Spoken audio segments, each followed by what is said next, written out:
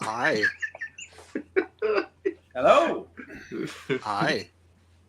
Are we off-world now? Yes. I don't know. We are off-world. We are off-world. We are in New Beginnings. Everything is good to go. The links that we set up are amazing. Yeah, it's working. We're all right. World. Yeah, it is. Okay. I can see us. Curtis looks like Fred Flintstone on a really hot date. I mean, oh, I look like I'm falling through the stream. Yeah. Yes. Well, we can't see the comments. I can. Oh, cool. Well, we can see them on YouTube. Well, I how can I watch YouTube when I'm watching us? Gotcha. See, I just YouTube's got my more phone fun. next to me. Watch YouTube. We should watch us on YouTube and just stare at us. We're the most narcissistic podcast you'll ever meet. Well, we watch ourselves on YouTube for 2 hours. I can't watch and watch. I don't know what's going on. Gotcha. First Nobody episode snafus. So hi. Hello, everybody. Hi. There it is. Okay. I had a tab open there. So. Is that why it wasn't working? No, I just had the YouTube tab open in the browser, and so I was getting the delayed echo. Oh. Everything you guys were saying was doubled, which is why I was kind of like, what the fuck is going on here for a minute? I mean, I kind of feel like everything I say should be doubled, but you know. All right, guys. Hey, everybody in the chat. Welcome. It was definitely a bumpy start. Not going to lie. That's all on me. But we are here. We are off-worlding. We are season 1, episode 1. So, guys, this is, for those of you who don't know and who didn't listen to our episode 0 or watch, I got to get used to that. This is all new for me. There's no audio listeners. We're live on YouTube. We got some great guys in the chat here. We're not going to be able to pull up the comments, but we can see what you're saying. Yes. So we'll call you. We have technical difficulties. So we got in the chat, we got Enru83. He was the first to comment. He was here an hour and a half beforehand. Numero uno. To make sure he was the first comment. So thank you, Enru. We got JMax77. I just met him up in Muskegon probably about a month ago now. That's awesome. We got Danny Caudle, River Swift. Danny's here. Mm-hmm. He says that there are terrible people here, and he is absolutely correct. Aw, Danny boy. So for those of you who don't know, this is Off-World. This show actually started as a spinoff of mine and Shawn's first show, Legends of Grayskull. And we did a few specials. Which started off as a spin-off of Podcast Fuck of off, the Universe. Fuck off. Excuse me. You guys are like the Jeffersons. No, I don't know if it was you, Curtis, or not, but there was somebody when I was on My Wife Is Gonna Kill Me, and they said that Legends of Grayskull is the Wish version of Potu. Yeah. And I think that was the greatest compliment I could ever give. So. But yeah, this is Off-World. We talk about anything and everything nerdy, geeky, everything that we love. And it is now its own channel. And we also added Curtis with us. So we're going to get to it here. This is going to be live just about every other Friday night. There'll be a couple wrinkles in there, but we'll let you guys know beforehand about that. So without further ado, roll call. Is that where you start, or who? That's where Jesse starts. Oh, Jesse. Oh, I start? Why do I start? Did you not listen? We had a template. We had a template. My name was at the end of the list. Everything got flipped on its head when we had to switch the stream. Tom Servo. That's you? You're Tom Oh, Servo? there it is. Oh. That was like 3 hours ago. Yeah. Robot roll call? Jesse, lead us off. Hi, I'm Jesse. I like short walks off even shorter piers, and sometimes I can't say what star sign I am because it'll get us canceled immediately. I have some cherry Pepsi here. I like toys, and this is happening. Cherry Pepsi? Yeah, it makes me weird. Wild cherry Pepsi is amazing. Okay. All right. I don't drink it often, but it makes me a little punchy. I mean, I work for Coca-Cola, so I can't do that, but it's Coca-Cola. You would work for Coca-Cola. I do. Welcome, Jesse. Hi, thank you. Hi, Jess. Hi. We'll get better at this. Curtis. Hey, I'm Curtis. How's it going? I'm a Taurus, and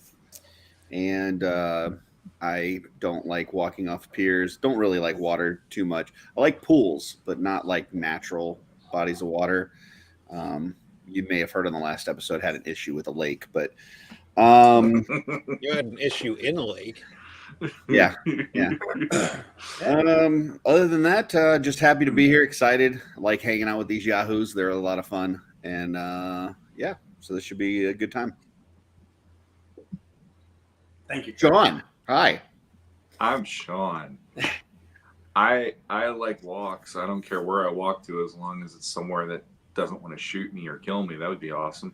And I'm a Libra, and I like stuff, and I like many things, some of which we'll cover here, some of which we won't.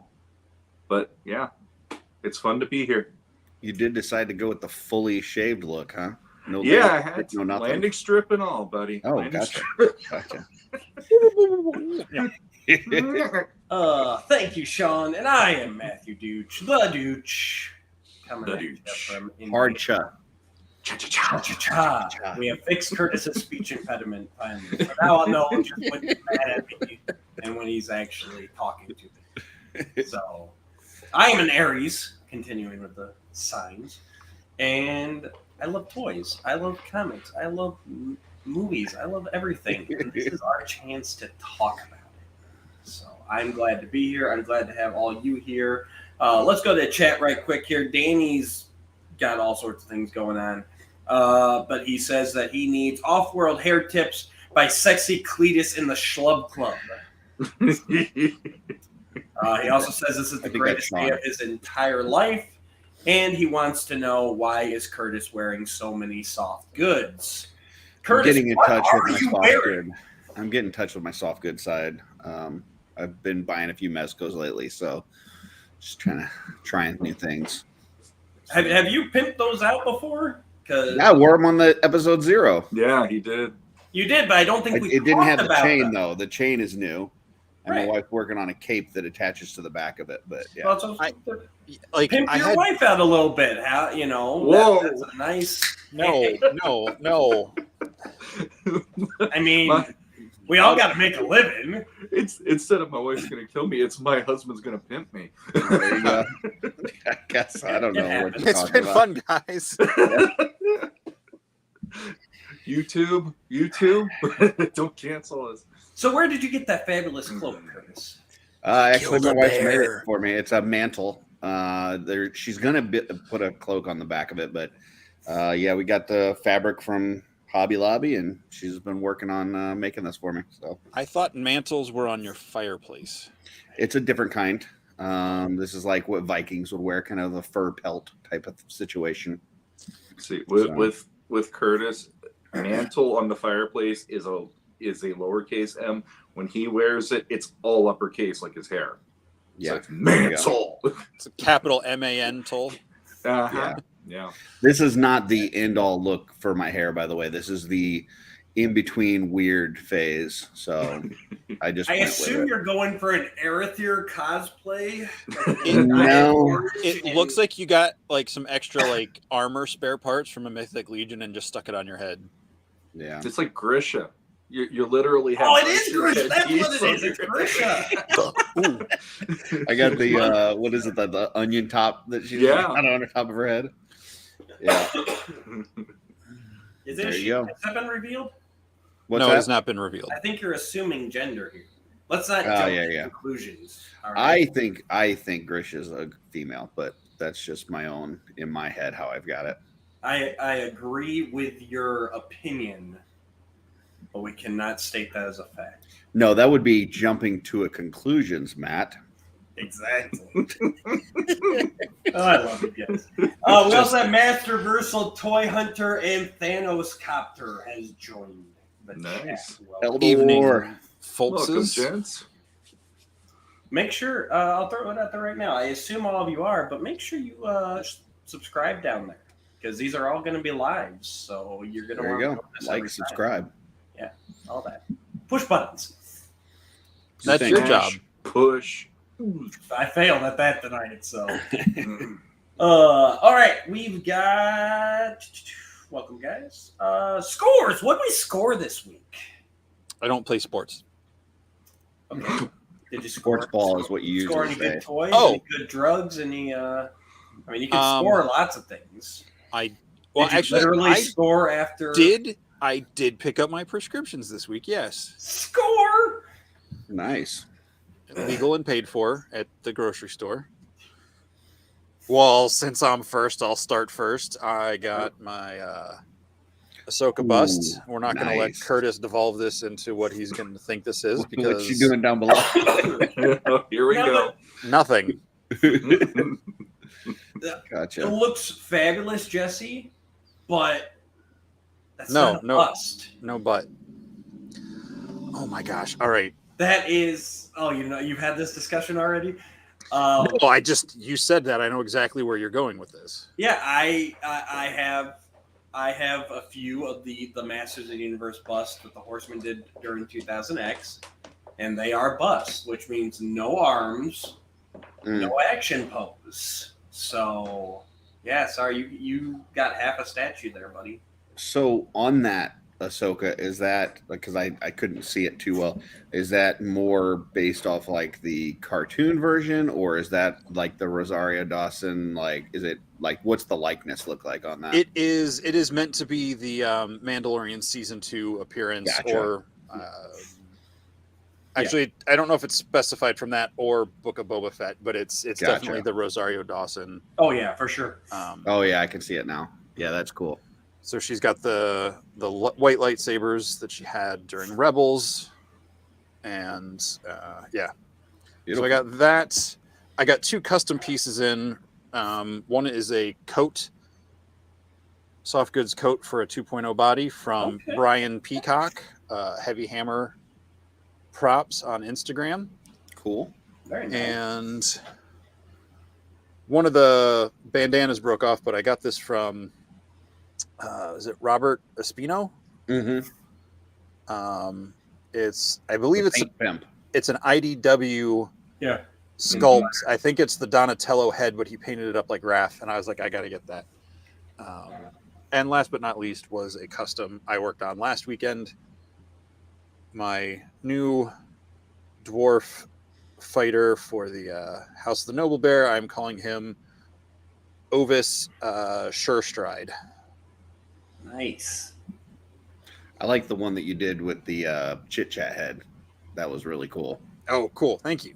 Yeah, with the backpack and everything, like a total wanderer kind of guy. Yep. He's getting a snail as a mount. Oh yeah, Yeah. Like Nice. it was like from a garden center snail with like a skull for a shell. Nice. So it's going to be kind of like the I've seen speed that. snail or the racing snail from Neverending Story. nice. I love Good it. callback.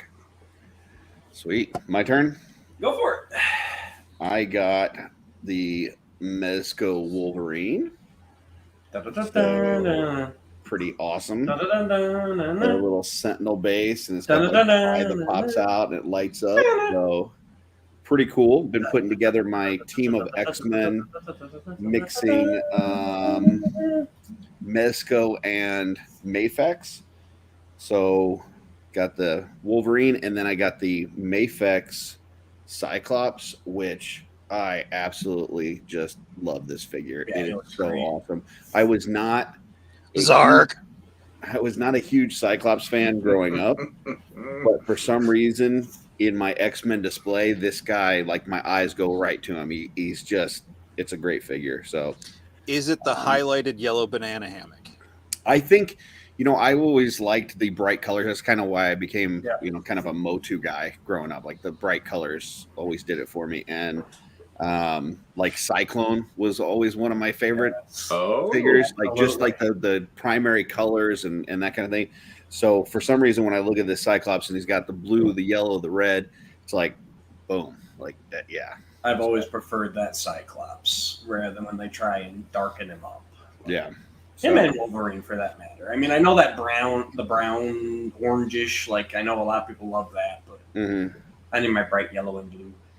I was so happy with the Cyclops that I immediately went on Big Bad Toy Store and ordered the Jean Grey, which we've never been a huge Jean Grey fan, but I was like, I love the Cyclops so much that I had to pick her up. So she is on the way. I just shipped my pile of loot.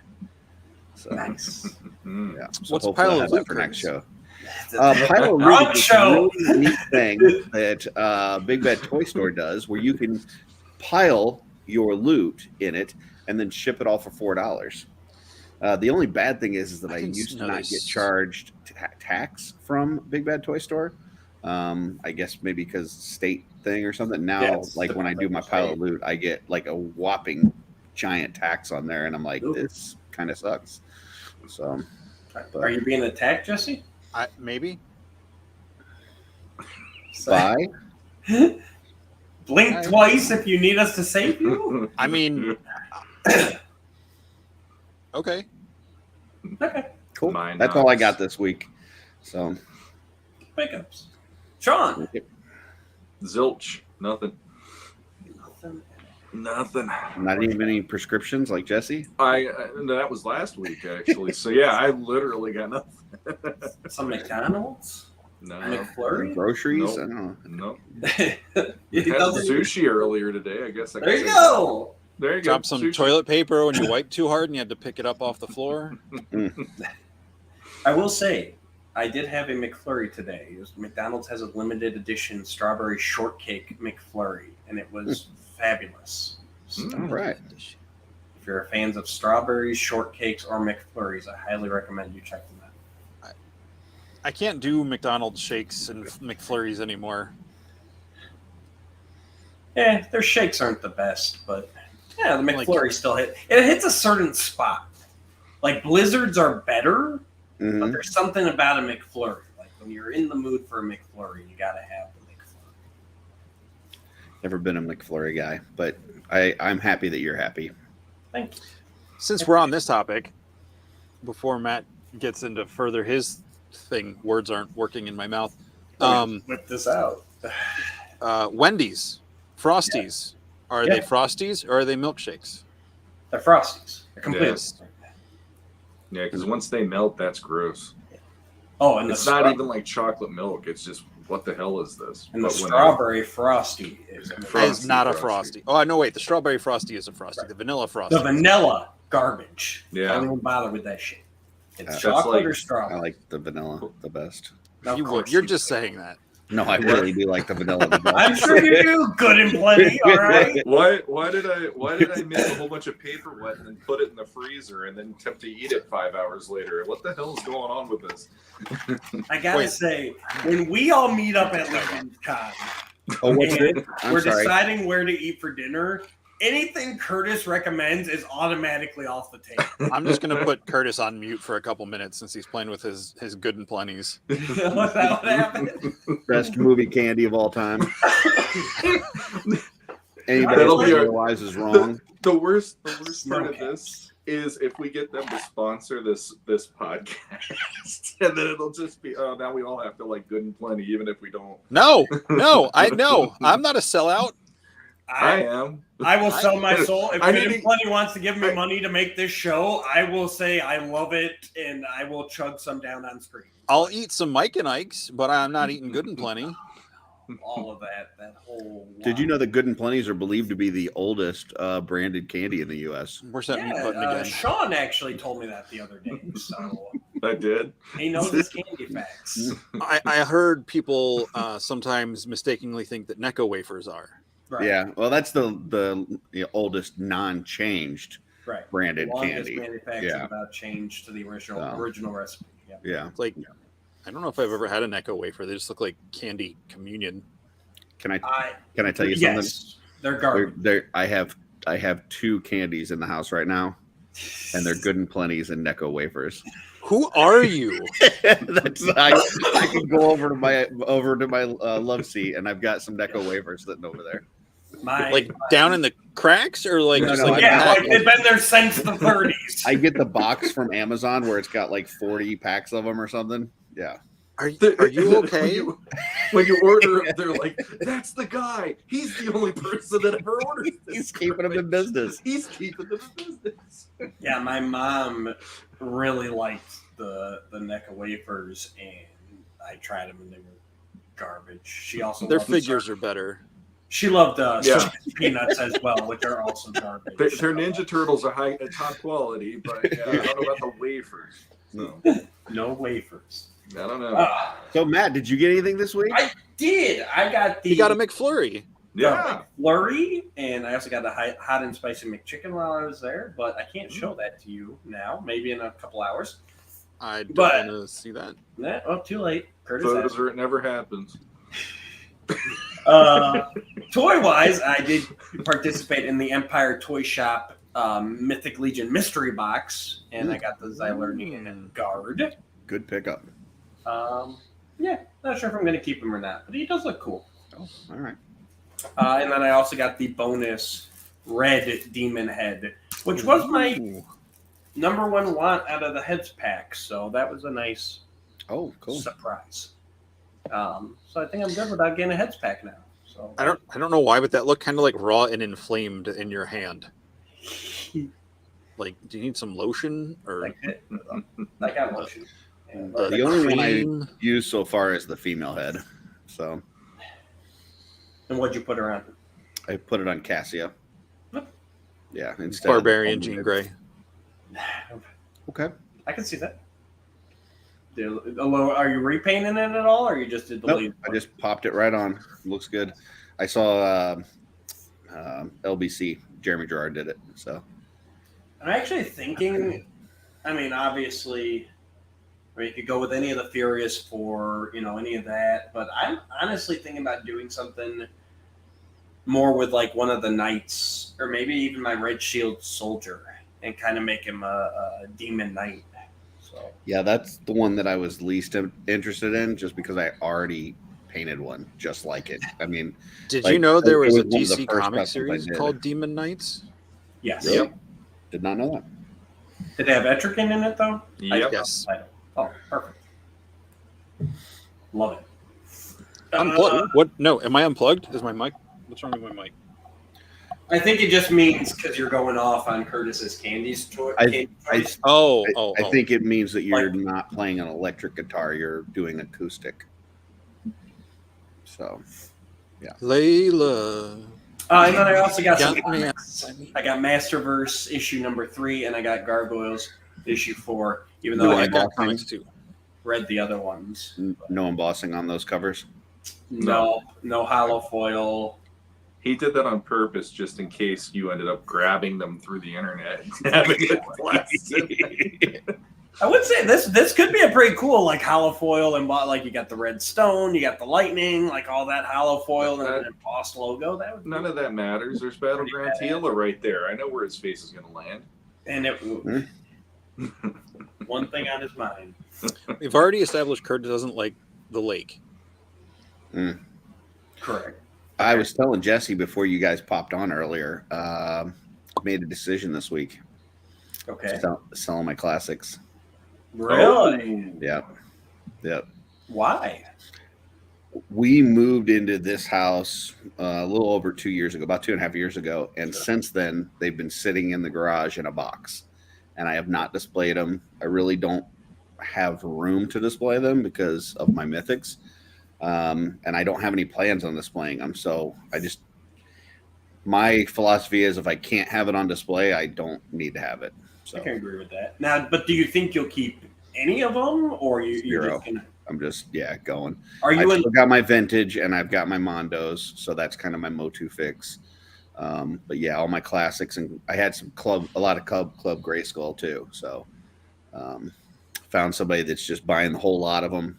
I'm not going to get as much as what I could selling them individually, but I also don't have to worry about separating it all, putting all the accessories with them, taking pictures, putting them on eBay, dealing with customer questions, and packing them up and shipping them, and all that kind of bull.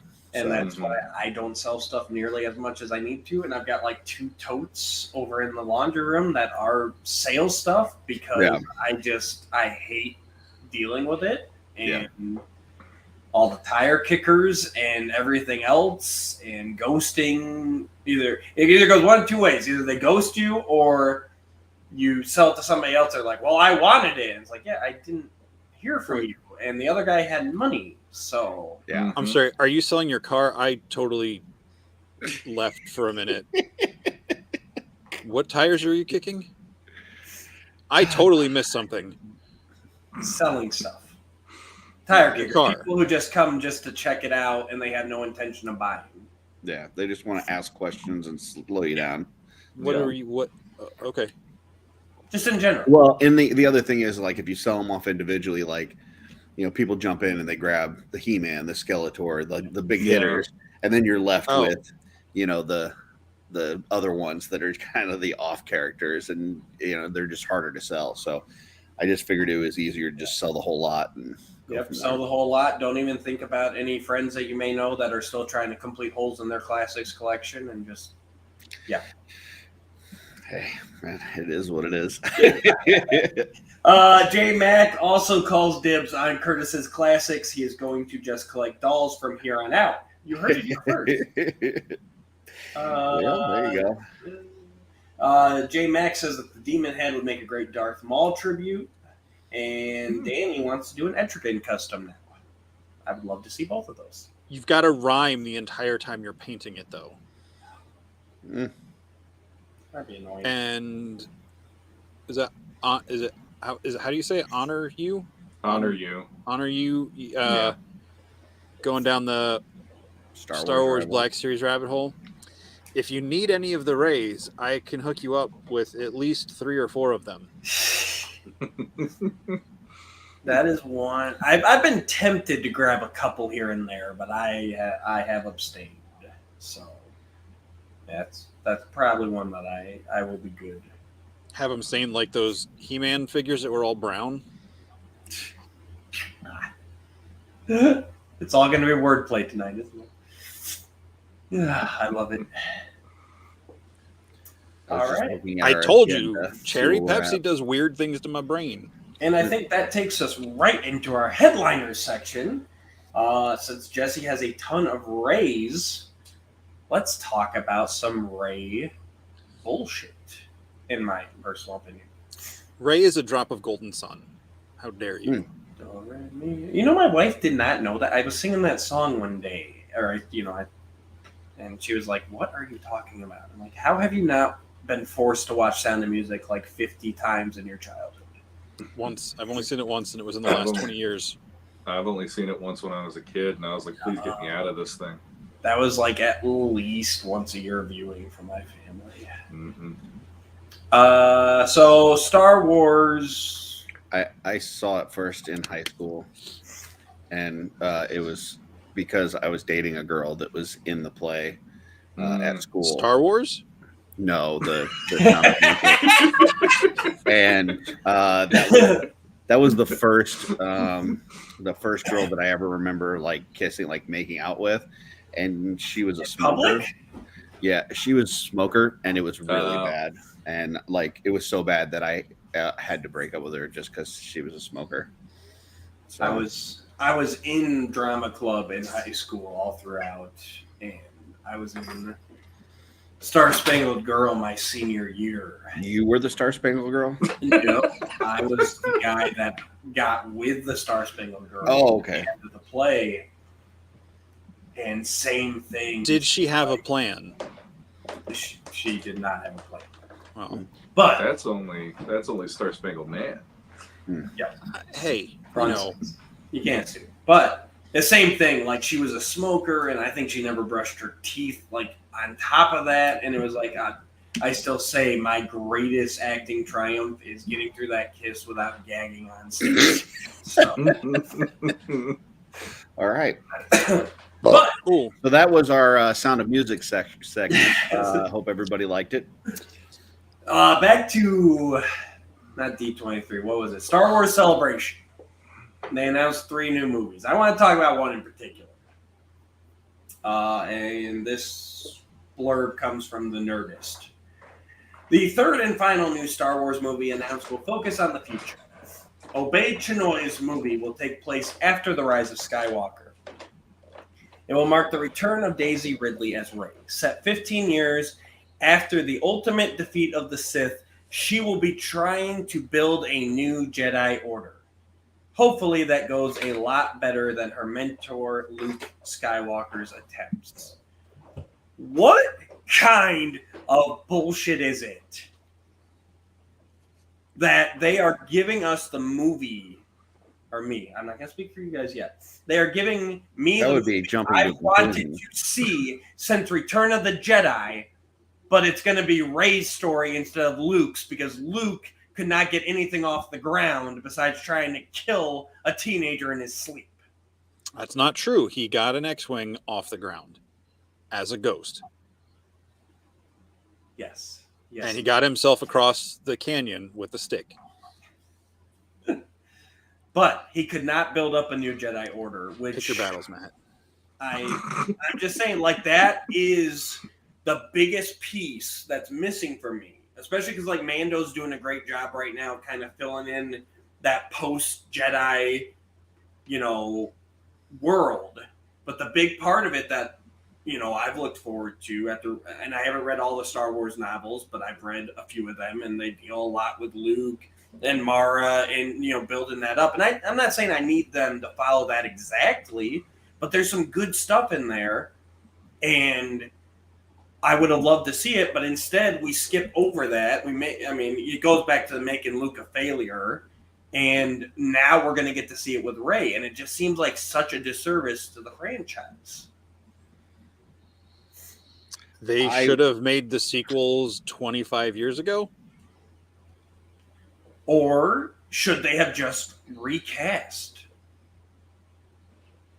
I'm loving the stuff that, Mark's doing in Mando with the de-aging and everything. But at some point, like, isn't it a disservice to the story to keep, like we had to jump that far because, Harrison, Carey, and Mark are this old now. Why couldn't we just recast and get to see the era that we should have seen? Okay, let's realistically think about that for a second. How do you think the fans that are reacting the way they are to the sequel movies doing what they did? Hold on, Curtis. Did you mute him again? No, I didn't mute him. I see where you're going with this, and I already have the answer. At us? No, okay, then you can't talk. Mute him.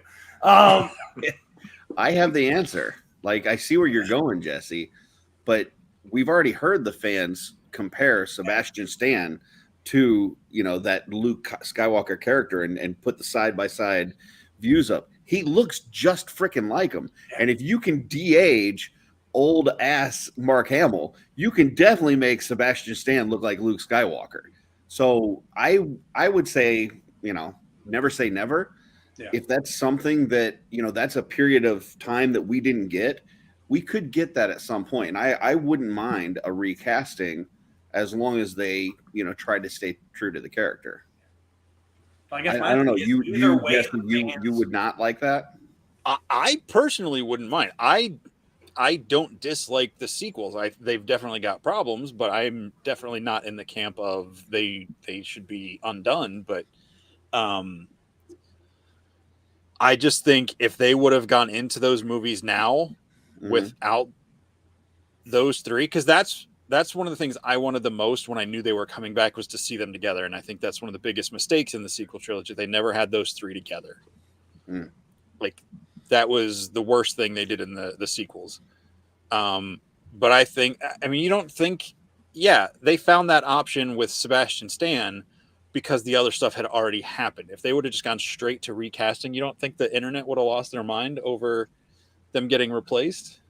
Back then, maybe. At this point, no. Like what I mean, I don't want to put words in Dooch's mouth, but I think what he's saying is the storyline that they're talking about with Rey, he would have liked to see that with Luke. Everybody If you wanted did to that see it. now with Sebastian Stan, did that same movie concept, but did from Return of the Jedi until we see them Right. in the sequels with him as Luke, I think that works. And I'm not saying that this Rey movie is going to be a bad movie. I don't know. I think, based on what we've seen from the sequels, I think there's a good chance it's going to be terrible. But I do think that I would rather see a Luke Skywalker version of that storyline. And the thing is, I'm actually with you, Jesse. Like, I did not hate the sequels. I do hate where they ended up with the whole Palpatine and Rey Palpatine and all that. Oh, I hate that part of it. So, but the same thing. Like, I like things and I dislike things. But yeah, Curtis hit on the head. Like, my big problem with this is the fact that you wouldn't give us this story with Luke, but now Rey gets to renew the Jedi Order. Like, no, we're past that. Like, if you're not gonna do it with Luke, don't bother doing it. It's more that kind of kick in the face. I don't even mind seeing more Rey adventures, but like that she's the one who now gets to successfully rebuild the Jedi Order. Like, either way, the fans are going to complain. I mean, she is Iron Man. I mean, all the Jedi. I am all of the Jedi. Here's the question, though. If they do that movie and they still get Mark Hamill to come along and do the Jedi Spirit Luke, what would you think of that instead? Because maybe that could be an interesting dynamic in that story of him and her. Because that's again, it's the Yoda thing. Yoda had a huge presence in in Empire Strikes Back, and then a little bit in Jedi, and that was it. And then at this point, it's like you can have those moments, mentor mentee, with him and her, and him explaining it, her trying to find people, and him just showing up and being the whole didn't work out, did it, kid? And like having him almost be the angel and devil on her shoulder, because he's a little bit more of like a freewheeler in his older age. I mean, one minute he's throwing a lightsaber over his shoulder, and the next minute he's telling her, hey, you don't treat a lightsaber like that, kid. So it could be interesting. Bipolar Luke showing up and just really giving her a run for her money and feel like, what are you trying to tell me? Well, I think they have to have it in there as a spirit, just to hopefully get some people in the theaters, because I mean, it kind of encompasses everything that the fans have hated about the recent iterations of the franchise, and it's like, no, we're doubling down on this. So, I mean, I hear what you're saying, because like the part that I always felt like I missed from Star Wars was the Anakin before he becomes Darth Vader slaying the Jedi. Like that's the part that I never got. I got him with a bunch of kids, and so if they announced a movie where it's going to be, like let's say Kylo killing a bunch of Jedi, I wouldn't be happy, because as cool as that sounds, that's what I wanted from Anakin. Yep. So I get what you're saying. It's like a cool concept, but why didn't you do it with Luke? So I get it. I don't know. I hope that it's good. I hope it fills in some of the plot holes from the sequel movies. And my biggest problem with the sequel movies was just that I didn't like any of the characters. Like unlike the original trilogy and even the prequels, like there were characters that I just liked them. I wanted to see them, more of them. There wasn't a single character in the sequels that I was like, I like this person as a whole. I didn't care for any of them. I had, just real quick, I had good hopes for a lot of the characters. I love the idea of Rey being a nobody that, wound up on this destiny, that uniqueness of branching out from the Skywalker story and the Palpatine story. Like, that was awesome, and they fucked that up. The idea of the stormtrooper who has defected and, is now fighting for the other side, awesome. Like, there were great concepts in there that they never went anywhere with or completely turned them on their end. So, go ahead, Jesse. Sorry. No, I was just gonna say, like, I think the characters were good. I think they tried too hard with, like, I agree with Thanos Copter that they didn't have a plan. Like, they've admitted as such. That's a whole different topic. They made the movies too busy. Mm-hmm. Like, the original movies, there were high stakes with what was going on, but it was go to Alderaan, deliver the message. Oh, Alderaan's destroyed. All right, we got to free the princess and get the plans back. Like, it was a simple plan. Like, in the first one, it's just all these convoluted things that made it so complicated. And especially the last one with, like, the knife, how they stand at that one exact spot One-eyed 35 Willie. years after. Like, Yeah. uh-oh. Dooch is giving us the You're old good. We're good. digital He laughed so hard he blew out his window. digital one eye. I feel like especially the original trilogy, there was a lot more character development, and it's kind of what we've talked about with our issues with the Henry Cavill Man of Steel, right? Where it's like, you rushed into trying to make all this action that you didn't spend time developing the character in terms of who he is internally. And I just feel that way with the sequel. It's like all of those characters, to Dooch's point, I think they were good ideas, but you didn't spend enough time developing them to where I care about them. I don't give a crap about any of those characters. So it's like, okay, yeah, there's some cool fight scenes. Yeah, there's some cool battles and this and that, but I don't care about any of them. Yeah, like in the third. Sorry, go ahead, Shawn. I mean, just my quick hot take on it or whatever. Like, to me, Finn should have been one of the most compelling characters in the trilogy. Him being the former stormtrooper, and him going out and going on these missions and having to mow down villagers and all the stuff, like at the beginning of the movie, and he couldn't do it for the first time or whatever. I don't even know the whole backstory because I didn't get invested in the movie enough. But like that, to me, like the way that even on the trailer, he takes off the helmet and he's all sweaty. He's got that, like, what am I doing, and all that kind of stuff in it. Like, they should have built that into him confronting his past and all this. And the way that they did it was like the minute he meets Poe, suddenly he's now a comedic character, and all of that drama and all of the weight of anything that could have happened.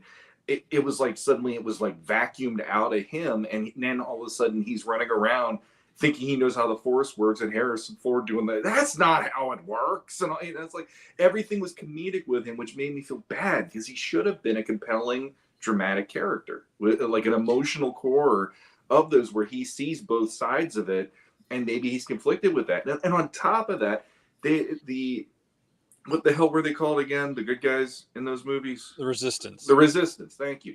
The Resistance should not have just open-armed welcomed him. They should have made that into a thing where they never knew if he was going to turn against them. And that bugged me on that level too. It was just like, oh, just because you come over to our side, oh yay! Yeah.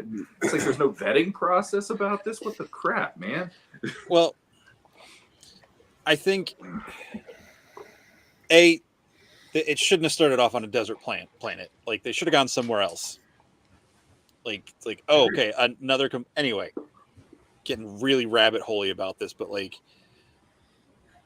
back to the whole Rey thing. Like, if they keep doing stuff with the current timeline in the Mando with Ahsoka and all this stuff that we're going to be getting, if they do another animated series where we see maybe Luke's not the main character, but maybe we see him do stuff with him trying to rebuild the Jedi and like showing him down that path and like flesh out how he got to where he was in that movie instead of just one night with Ben having a bad dream.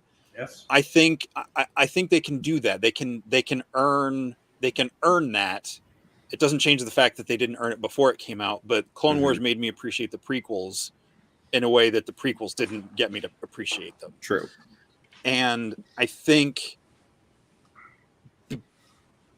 in a perfect world, yes, the sequel trilogy would have been focused on Luke having already reestablished the Jedi Order and it's well on its way and it's getting challenged, or with him doing the whole rebuild thing.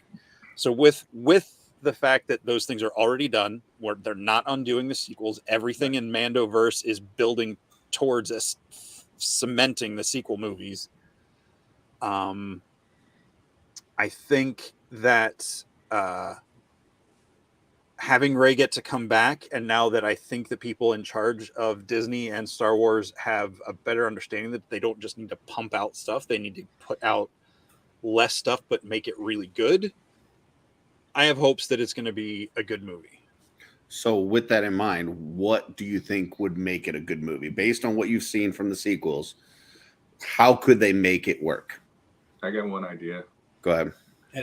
Very beginning of the movie, she wakes up, it was all a bad dream, and we get a new sequel trilogy. And that's that. And her going, I remember I made that decision. That was horrible. Why would I do this now? I got one better for you. And Patrick Duffy's in the shower waiting for her later on. That's hot. I got one better for you. Beginning of the movie, Rey's doing something. She wakes up, and it's really Sebastian Stan playing Luke, and it was all his dream. So Jesse, seriously, what do you think they could do that would make this movie worth watching, and maybe even fill in some of those things that we didn't like about the sequel? Well, I haven't thought about. Let me rephrase that. Sorry. How could this movie be like Clone Wars was for the prequels for you, to where it fleshes it out more and makes it interesting? I don't think this movie is going to be that. Okay. I think this movie is going to be its own thing. Like the stuff that's going on with Mando and what's coming up with Ahsoka, and that, I think that's the Clone War stuff that's filling in between Return of the Jedi and Force Awakens. Gotcha. Like we talked before, if they went back and explored Luke's journey, from Jedi, to Last Jedi, Return up the last, that's what we need to appreciate the sequels more. Get us to that point. I didn't dislike him being in exile, and I like that. I just wish we would have gotten a better build up to why, and not just what they gave us in that movie. We never saw Prime Luke. We saw him just get in there, and we got to bitter old man, like you said. We got to see what got him there. Yeah, but so for the Rey movie, it's talking about her rebuild. Like, it's 15 years later. She better be a lot further along in the process at that point. It's 15 years later in the story? Yes. Okay. 15 years from Rise of Skywalker. Okay. Because by the time it comes out, it's probably going to be close to 15 years since that movie came out. Right. I mean, or at least 10 years, so if she's been doing this for 15 years and she's just getting started, like I hope it comes into her having it established. Maybe she's unsure of herself as a leader and a teacher, and that's why Ghost Luke shows up, because I was thinking the same thing. I was like, cool, as long as nothing happens to Mark Hamill, hopefully we'll get him back to see that better version of him like we saw in Rise of Skywalker. But I hope, but yeah, I to make it that a good movie, they just need to make it a good movie. They don't need to worry about planning for a sequel. If it's worthy of a sequel, it will generate it.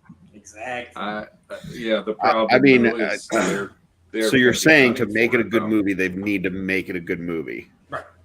Simple as that. Life needs life to live.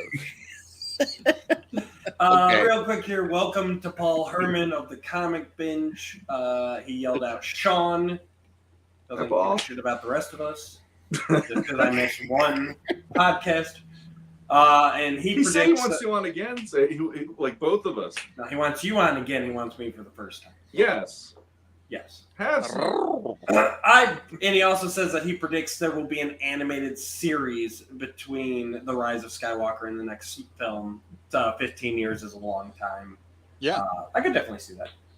They definitely need to eventually fill in those gaps somehow, and it can't all there needs to be some either animated or show or something to fill in that gap. And I guess my big problem, and not to go down too big of a rabbit hole, but just the way they set up the end of Rise of Skywalker, like Rey is literally the last trained Jedi. Like, so she doesn't, besides Force Ghost, she doesn't even have anybody to lean on. Like, and that's something that could help me with this movie, is if we were able to bring in some established characters to help her and kind of, you know, find a way to get her. What's that? No, I guess which is exactly the same position Luke was, as far as we knew at the end of Return of the Jedi. He was. We didn't know that any other Jedi existed. Right, until Rebels came out and you had Ahsoka, and then we saw that Ahsoka, you know, eventually. Right. That's what I'm saying. So, and that's why that era would be an amazing movie to see. Yeah. With him finding Ahsoka, finding the old books, which are now burned and everything else. Like, they're not burned. They Yoda tree. Rey took them. Did she? Did you? Yeah, because Yoda. That's why Yoda set it on fire, because he's like, she already has everything out of that tree she needs. And in one of the last clips in the movie, you see she's got all the books on the Falcon, like in the one drawer, and that's what she shows them. That's the random book she had all that information from in Rise of Skywalker about Exegol. And was that actually in the movie, or was that like the graphic novel issue? No, in the movie, if you watch, she goes to get a blanket or something for someone on the Falcon when they're kind of having that whole, like, this is the rebirth of the Resistance, you know, this is the flame, you know, when they're flying. She goes and someone, maybe it's not her, I think it's Finn, opens the drawer for Rose or something, and you see all the books down in like this drawer. So Rey took the books when she decided to leave. I apologize. No, it's all right. The books are safe. So that's why Yoda's like, she already has everything she needs because she took them. So she just ripped off Luke in the middle of the night, like this. Well, yeah, because they left the worst part out. I'm glad they didn't put this into the movie. Luke, when she meets him, like when she first has that encounter with him and he's in the white robes, he was about ready to kill himself. That was the original plot point at that point in time. He was so done, he was ready to end his life. And that's where the whole thing at the end, when it would have made the ending make more sense. But I wish he could have just been like, yeah, I'm here. Like, I am going to stand down. Like, he does exactly what he said he wasn't going to do at the beginning of the movie. But I wish they would have let him be a little more heroic about it and not so mopey. And Paul throws out Ahsoka there, but Ahsoka's deceased, unfortunately. No, she's not. Yeah, she was with by the time Rise of Skywalker Rise of Skywalker, yeah. No, she's not. We don't know that. Yes, her voice was right along with all the other Force ghosts. Yeah. At the end. Yeah. Yeah. Doesn't mean she's dead. How are you a Force ghost if you're not? We didn't see a Force ghost. We heard her voice. Maybe she was just, you know, sitting in the Force spa somewhere, sending her mind out, and was like, "Rey, you've got this." This is Jesse just hoping that she lives forever. No. Now who's jumping on me for conclusions? No, because at that point in time, spoiler alert if you haven't watched Rebels, at that point in time, Rebels, it was season 2 or season 3 had ended with her fighting Vader and getting captured inside that temple. Right. We had not seen her post that when Ezra saves her from the world between worlds. That had not happened yet. We had not seen that in the show yet. They hadn't written that yet, or at least filmed it or animated it or whatever. So at that point in time, hearing her voice, everybody just assumed she was dead because they assumed she died fighting Vader. No, she's alive after fighting Vader. You getting all this? You didn't know that at that point in time in the cartoon. What would she be, like 1,000,000 years old? Like, no. If you remember, the other thing that the prequels did is shorten all of this. What we thought growing up watching New Hope through Jedi was that this was like, millennia long amazing battle, but it actually only took place over like 8 years. So, well, the Empire was 19 I throw out numbers like that just to take Jesse off because I know he'll have to correct me. Yeah, she could. I mean, come on. Luke sent a physical projection enough across the universe that it convinced 3PO he was there. and gave Leia Han's gold pimp dice that stayed in her hand for long enough for him to like die in that fight. So why couldn't Ahsoka project her voice into one person's mind as Rey was sending her mind out into the universe asking for help? I guess it's I don't know. I'm not gonna possible, fight. but it doesn't seem plausible. I Especially would if agree. everybody else is dead. And It's Star Wars. It's do we only remember plausible. the best quote until of that they come up- movie? I am all the Jedi. No, that's a horrible line. That's why I said it earlier. It was the point of the entire sequel trilogy. Is No, that was she lazy is writing. Everything. She is all. This is it. It's all on her. That was lazy writing to get a moment that didn't earn its moment. To put a pin in this. Now, I like Rey. Can- Don't get me wrong. I love Rey's character. I love But that's Princess bad Jedi writing. so hard. Can we agree that out of the 3 movies they announced, this is the one that we're least looking forward to? Yes. No. That's why we talked about it. Which one are I you don't- least looking forward to then, Jesse? None of them. Okay, there's 3 It has to be movies. at least. You have to You have rank them. Right. There's There's 3 not- movies. At this point in time, there's not enough information for me to go off of. So you're They all have equally different. excited about all 3 movies. The fact that All number the one. first one they talked about being like a biblical epic of the first person, like the first Jedi, like discovering the Force and harnessing it, and that sounds amazing. Okay. A finale or a cap off to the Mandoverse, which Mhm. Ahsoka is a part of. I'm absolutely head over heels for that because I love Ahsoka and I like what they're doing with that That's show the and one that I'm timeline. most excited for. Yeah. Um, And then but Rey one. but Rey the one with is Rey, like all the they're Jedi. like with the Ahsoka one is the Mando one is the only one we know some of the beats they have to hit because it's existing within some established timelines. We know some things Right. can't happen in those movies. Like if we see any established characters that we know are in the sequel trilogy, we know they're not going to die. Okay. So it's a little bit of that Rogue One scenario. But I'm really excited for it because I love what they're doing with that. I don't care if that you're really timeline. excited No, for it. we're I'm just- saying out of the 3, you're saying you're as excited for the Rey as the other 2. Yes, I love the character You're of equally Rey. excited across the board. There's not I one- almost jumped out of my chair in the theaters when she pulled the lightsaber to her hand in the first movie. I can't talk this man. I like what I like. No, it's fine if you I like know, it. I would even be if you told me you were looking for forward to that one the most. That's fine. But if you just say that they're all equal, that's just asinine. Like you have to, after you read the 3 descriptions, there's got to be one that you're looking forward to the most, one that you're looking forward to the least. Even if know. you think that you're going to Still love be them all, you're still got to like one more than other as far as what you've heard so far. No, I don't. So Jesse ranks them all number 1. Curtis, what do you rank them? If they all came out on the same day, I would just go to whichever one first. I would probably watch them in chronological order where they fell on the timeline first, just for that. Jesse, I Curtis, love you, right. but that's asinine. Hee haw! I would put the Mando one first. I would put the first Jedi one second, and then the Rey one third. I think that I will enjoy watching all of them, regardless. But that's the order that I would put them. That is my exact order too, and I don't know if I'll enjoy watching them all, but I will watch them all. Sean, Same. I mean, for me right now, anything with the Mando verse or whatever they're calling it, it's like sign me up because that renewed my interest in Star Wars since Jedi, pretty much. this season is so good. Yes. I don't want to go down another rabbit hole, but like I have not, and I haven't seen the most recent episode.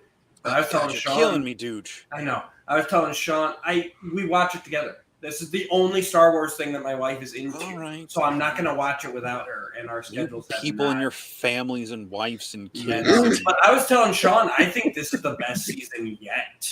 I do too. It is just firing all cylinders. Real quick to the chat.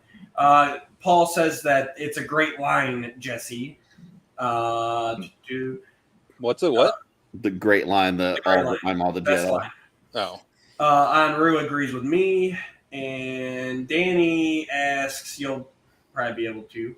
answer this. He wants to know, aren't we like 15 years away from Return of the Jedi and the point of Mando? How far is Mando set after Jedi? Season 1 started about 5 years after Return of the Jedi. Right. So have we gotten an answer between season 2 and season 3? How much time between season 2 and Book of Boba Fett was about 2 years. Okay. I don't know how much time between the events in Book of Boba Fett to Mando season 3 we are. So we're probably looking about 10 years. It's probably 8 to 10 years at this point after Return of the Jedi. So that puts it about 25 years before The Force Awakens. Thanos says, I don't get the hate for this season. And we kind of touched on it a little bit last week, but I think that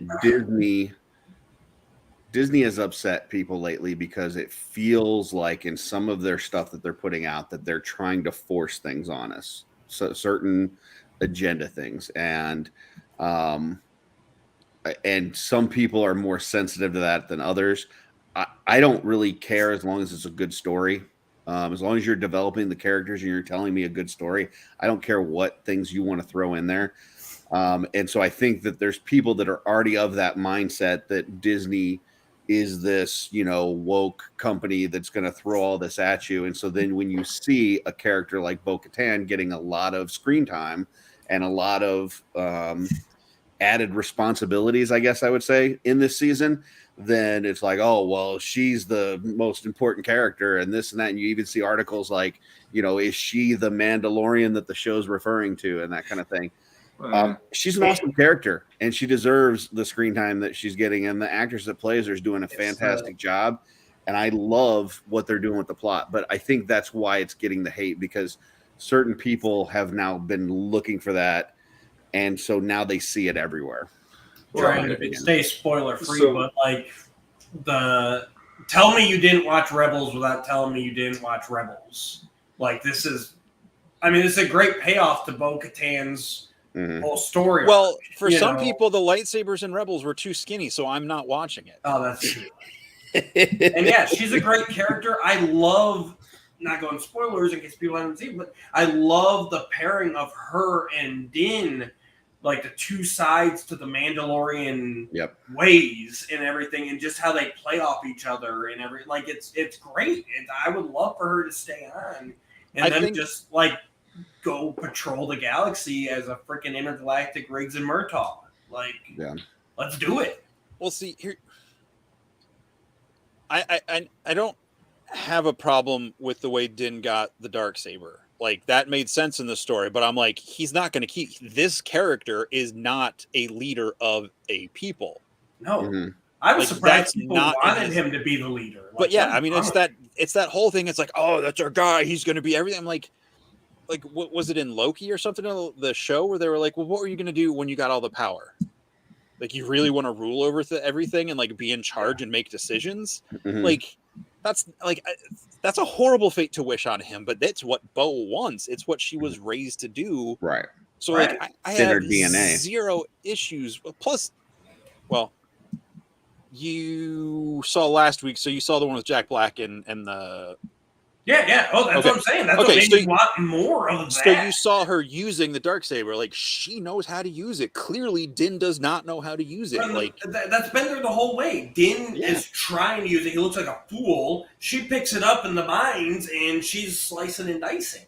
I will say I saw a little, somebody had posted something on a board that I'm on Facebook and said, that they weren't upset about him losing the Darksaber, but they wish that he had that Beskar spear back, and I 100% agree with that. That spear that he had, what was that, season 1 or was it season 2? It was 2. Dude, that spear was badass, and I loved seeing him fight with it. He was amazing with that. Yeah, I don't have a problem with him losing the Darksaber, but give him that spear back because that thing was awesome.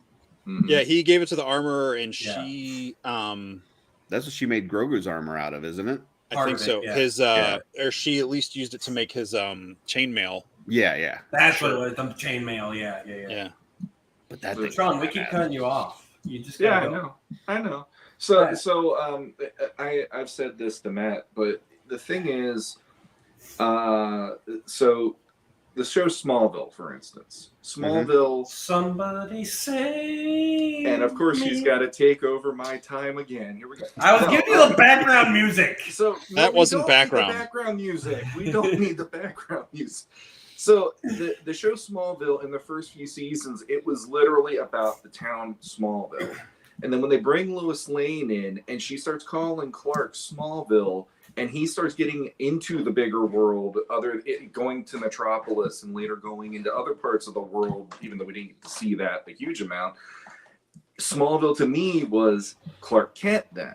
It's like him embracing his nickname from Lois. Like and he it's embodies that town. Yeah. Yeah, and he embodies the values of that town. It's where he came from, just like and in the final episode, spoilers if you haven't seen it, over 12 years ago now or whatever, when John Kent is in the fortress and he says always keep Smallville in your heart or whatever when he gives him the suit. It's like that's a huge part of what that character is. And to me, it's like when I think of the show, The Mandalorian now, I think of it as, yes, first season, it was very much Din because he is the Mandalorian. He's the guy that's going out there and he's bounty hunting and collecting the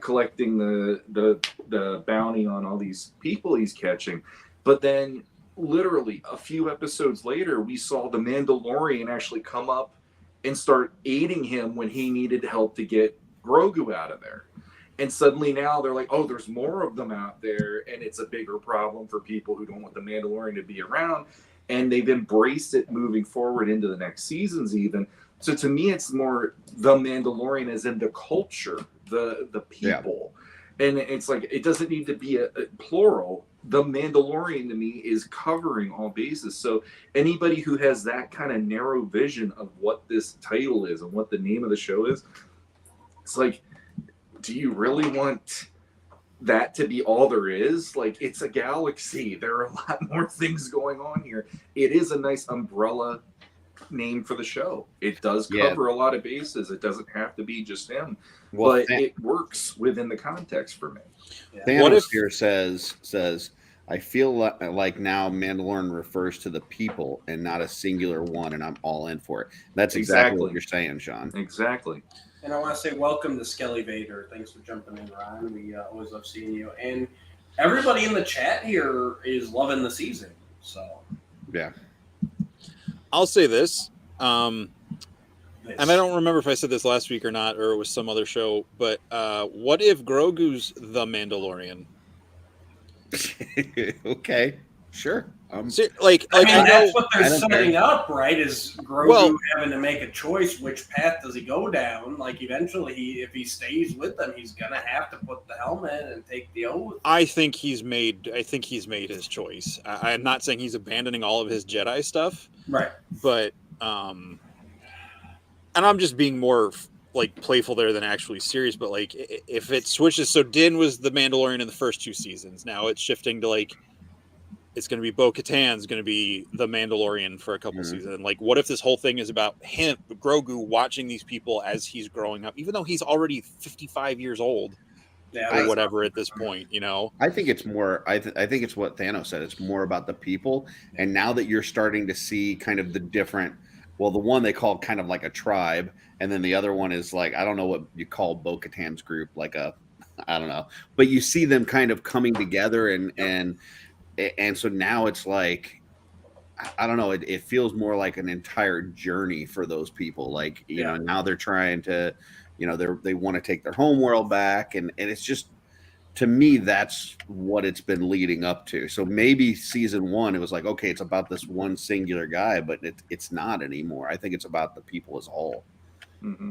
What if at the end of it, Grogu wakes up and it's all a dream? Patrick Duffy's there. Patrick Duffy's in the space car. Oh boy! They just roll that final clip from Newhart. Oh yeah. Can you use the Force to loof on my back, please? Thank you.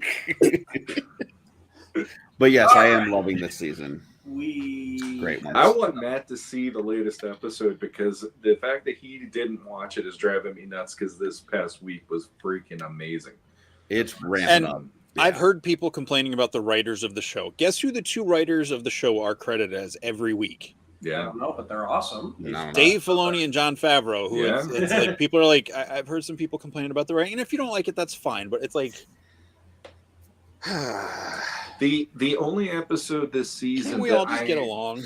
The only episode this season that I was a little like meh about was the very first one, because Same it had thing. a lot of table setting to do with how disjointed the season 2 and Book of Boba Fett and then this was. Because I mean, we've heard of people who they're like, why do I have to watch this other show just to get the whole story and all that stuff? I get that. That's a frustration to people. I watched both. And for me, it was like, oh, there's a whole Mandalorian episode this week. The minute that they did that on Book of Boba Fett, I was so pumped because I'm like, I missed Din. That's great, and I got to watch that. But beyond that one episode, every single episode after that point has something great about it, and I feel like it is a really solid season. Other than that first episode. Yeah, and Jesse's nailed it before. He said, like they should have done a recap before the first episode, kind of showing what happened in Book of Boba. So in case you didn't watch that, and they should have dropped the first 2 episodes at once. If they did that, I don't think there would be zero complaints that I would have about this season. Yeah, because that second episode was freaking great. Yeah. And if you would have put them together exactly, that would have been a great, because the first one was okay, but it just felt like when they got to the second, all of a sudden I'm like, oh, you got my attention. Yeah. And if they'd done a better job of showcasing how much time has passed, like that was a big thing for me. Like I actually had to look up elsewhere. Maybe one of you guys don't, like I didn't even realize, and I watched all of it, but fed and everything, and I didn't realize how much time had passed on my first viewing between season 2, Boba Fett, and now here. Well, no one knew, but a story came out where I think it was Jon Favreau or someone came out and said that it was 2 years since. Right. And it's like, there's nothing in this show that shows the passage of time except for Grief Karga's robes and the redevelopment of Navarro. Right. Like, so I would some sort of time progression would be nice to see it, but I think I want to see Cara Dune back. I mean, if she comes back, I wouldn't complain. But yeah, like I like the character. I like the character. Part of the story. Yeah. Yeah, I mean, I enjoy it. He loves the stapler.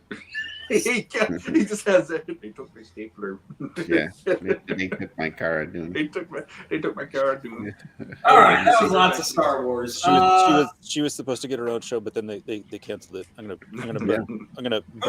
Hey, real quick though, I will say I like that they at least wrote it in and just kind of left it at that. They didn't go like, oh, she's dead or something. At least they alluded to here's where she is now, and they left it at that at least. I think they're giving that. I don't know his rank. Was it captain or whatever? Appa, the pilot. It feels like he's kind of taking the role her character would have done, where he's investigating all these things. Yeah. I like him. I mean, I love how I know he's a Canadian actor, but that he was such a huge Star Wars fan that he got cast in a cameo role, and now it's become like this recurring character who's doing something important. He's like Agent Coulson. I just love a Star Wars. Yeah. I love a Star Wars that's not centered around lightsaber battles. That's agreed. That we're getting more than just that. Agreed. So, all right, let's talk about some toy corporate stuff. You know, do that? Some Mondo, some Hasbro.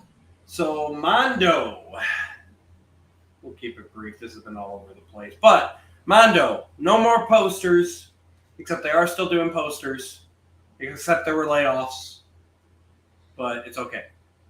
And I got a She-Ra yesterday to complete one of the glaring holes. And Mondo She-Ra? Huh? Mondo She-Ra? Mondo She-Ra, yeah, they are reoffering that single one. What do you think? I think I'd like a shipping notice, but gotcha. You ordered it yesterday and you haven't gotten a shipping notice yet? Ordered it. No, but yeah, they just put the She-Ra back up, a standard edition. How many times did you post that in the Mondo group that you haven't gotten your notice yet, or that you were? Are there Mondo groups? He doesn't know there's Mondo groups, but there are Mondo groups right now. Well, last I looked, you can get She-Ra by herself for $230, or you can get a She-Ra in the gray Hordak All bundle for by $395. myself. So I already have She's my gonna ship. blue Hordak, so I don't need the inferior one. But I do need the She-Ra. Don't blow bubbles in your soda. Now I just need to find someone who will give up the silver sword of protection, because she only comes with the gold one in the standard. But I'm sure I can track one down somewhere. Or just have someone repaint it for you. So for those kind of not in the know, which I'm sure most everybody is at this point, but if you're not in the know, basically Mondo was bought out by Funko. Went several months with no major issues. Seems like the two companies were working well. Then there was an announcement on some layoffs. Apparently they laid off about 10% of their entire company. Funko did, which includes some folks from Mondo, some folks from Funko. Obviously, more of the layoffs came from the Funko side because they have more employees. The Mondo side had around 40 employees. They laid off approximately 20 of those. So Mondo lost 50% of their staffing. Most of that was actually, I think all of that pretty much was in the poster division. And they're kind of going a new direction with that. So some people are losing their minds that this is, a sign of things to come. And if the creative people that were behind, that poster and art section of Mondo aren't there, what's to say that it's not going to affect other parts of their business? Because as a small organization with only 40 people, even if you work in the poster side, you still have some creative input on some of the other things that are going on. So, there's some fear that, whether it's with the records or with the toys, that it may impact those. My take is really wait and see. I love the Mondo Masters of the Universe line. I believe it, in my opinion, it's the best Masters that we've gotten. And I've not seen anything to make me believe that there's going to be any of those figures that we've already purchased not show up. Now, could there be some quality control issues since there's less people there to where we get them, but they're not as good as we would like? Maybe, but I'm kind of wait and see. But throw it out there for you guys. What are your thoughts on the whole Mondo Funko thing? I think you pretty much hit the nail on the head. I'm not too worried about it, but I'm also not. I'd forgotten that they even did posters until they announced that they were laying off the majority of their poster division. But they've already released posters since then. And as far, like you said, anything that's coming has already been announced. Definitely anything they've taken money for is going to come. They were already kind of having quality control issues. So, it is what it is. Mm-hmm. But they do make good on them. They sent out the replacement She-Ra heads. The replacement He-Man bodies are coming out right now. Mm-hmm. So, they're not leaving people high and dry, which if they were doing that, then maybe I would go like, ooh, I don't know about if we're going to get Battle Cat, because they won't even address these issues. Right. But, yeah, like I said, I got my She-Ra, so I'm good. Yeah. Shawn, you're a Mondo dude. Mm-hmm. Thoughts? I've watched on the Mondo groups that I'm a part of on Facebook, at least since, getting the deluxe He-Man. I feel like there are a lot of people that are really happy with the way they're handling the QC problems last year. So they are trying to keep the brand alive. They're trying to keep the customers there. They're keeping them happy. And, it feels like no matter what it was, I know there was one person who the eyebrows on He-Man weren't right. Therefore, he sent back twice, I think, trying to get a properly painted thing. And it's like Mondo's just working with people left and right. So, and I also feel like anybody who thinks that they're going to lose money on this, it's like, why? Like, it's Funko and it's Mondo. It's not like, there's a previous toy company that was not doing that for people. That's a whole different thing.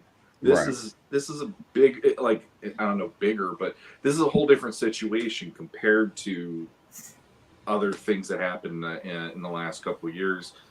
And there ain't gonna be no megalopolises up in here. Exactly. I don't feel like that's going to be the case. If they're not going to produce something, I'm pretty sure you're going to get a refund, and you just call it a day. Yeah.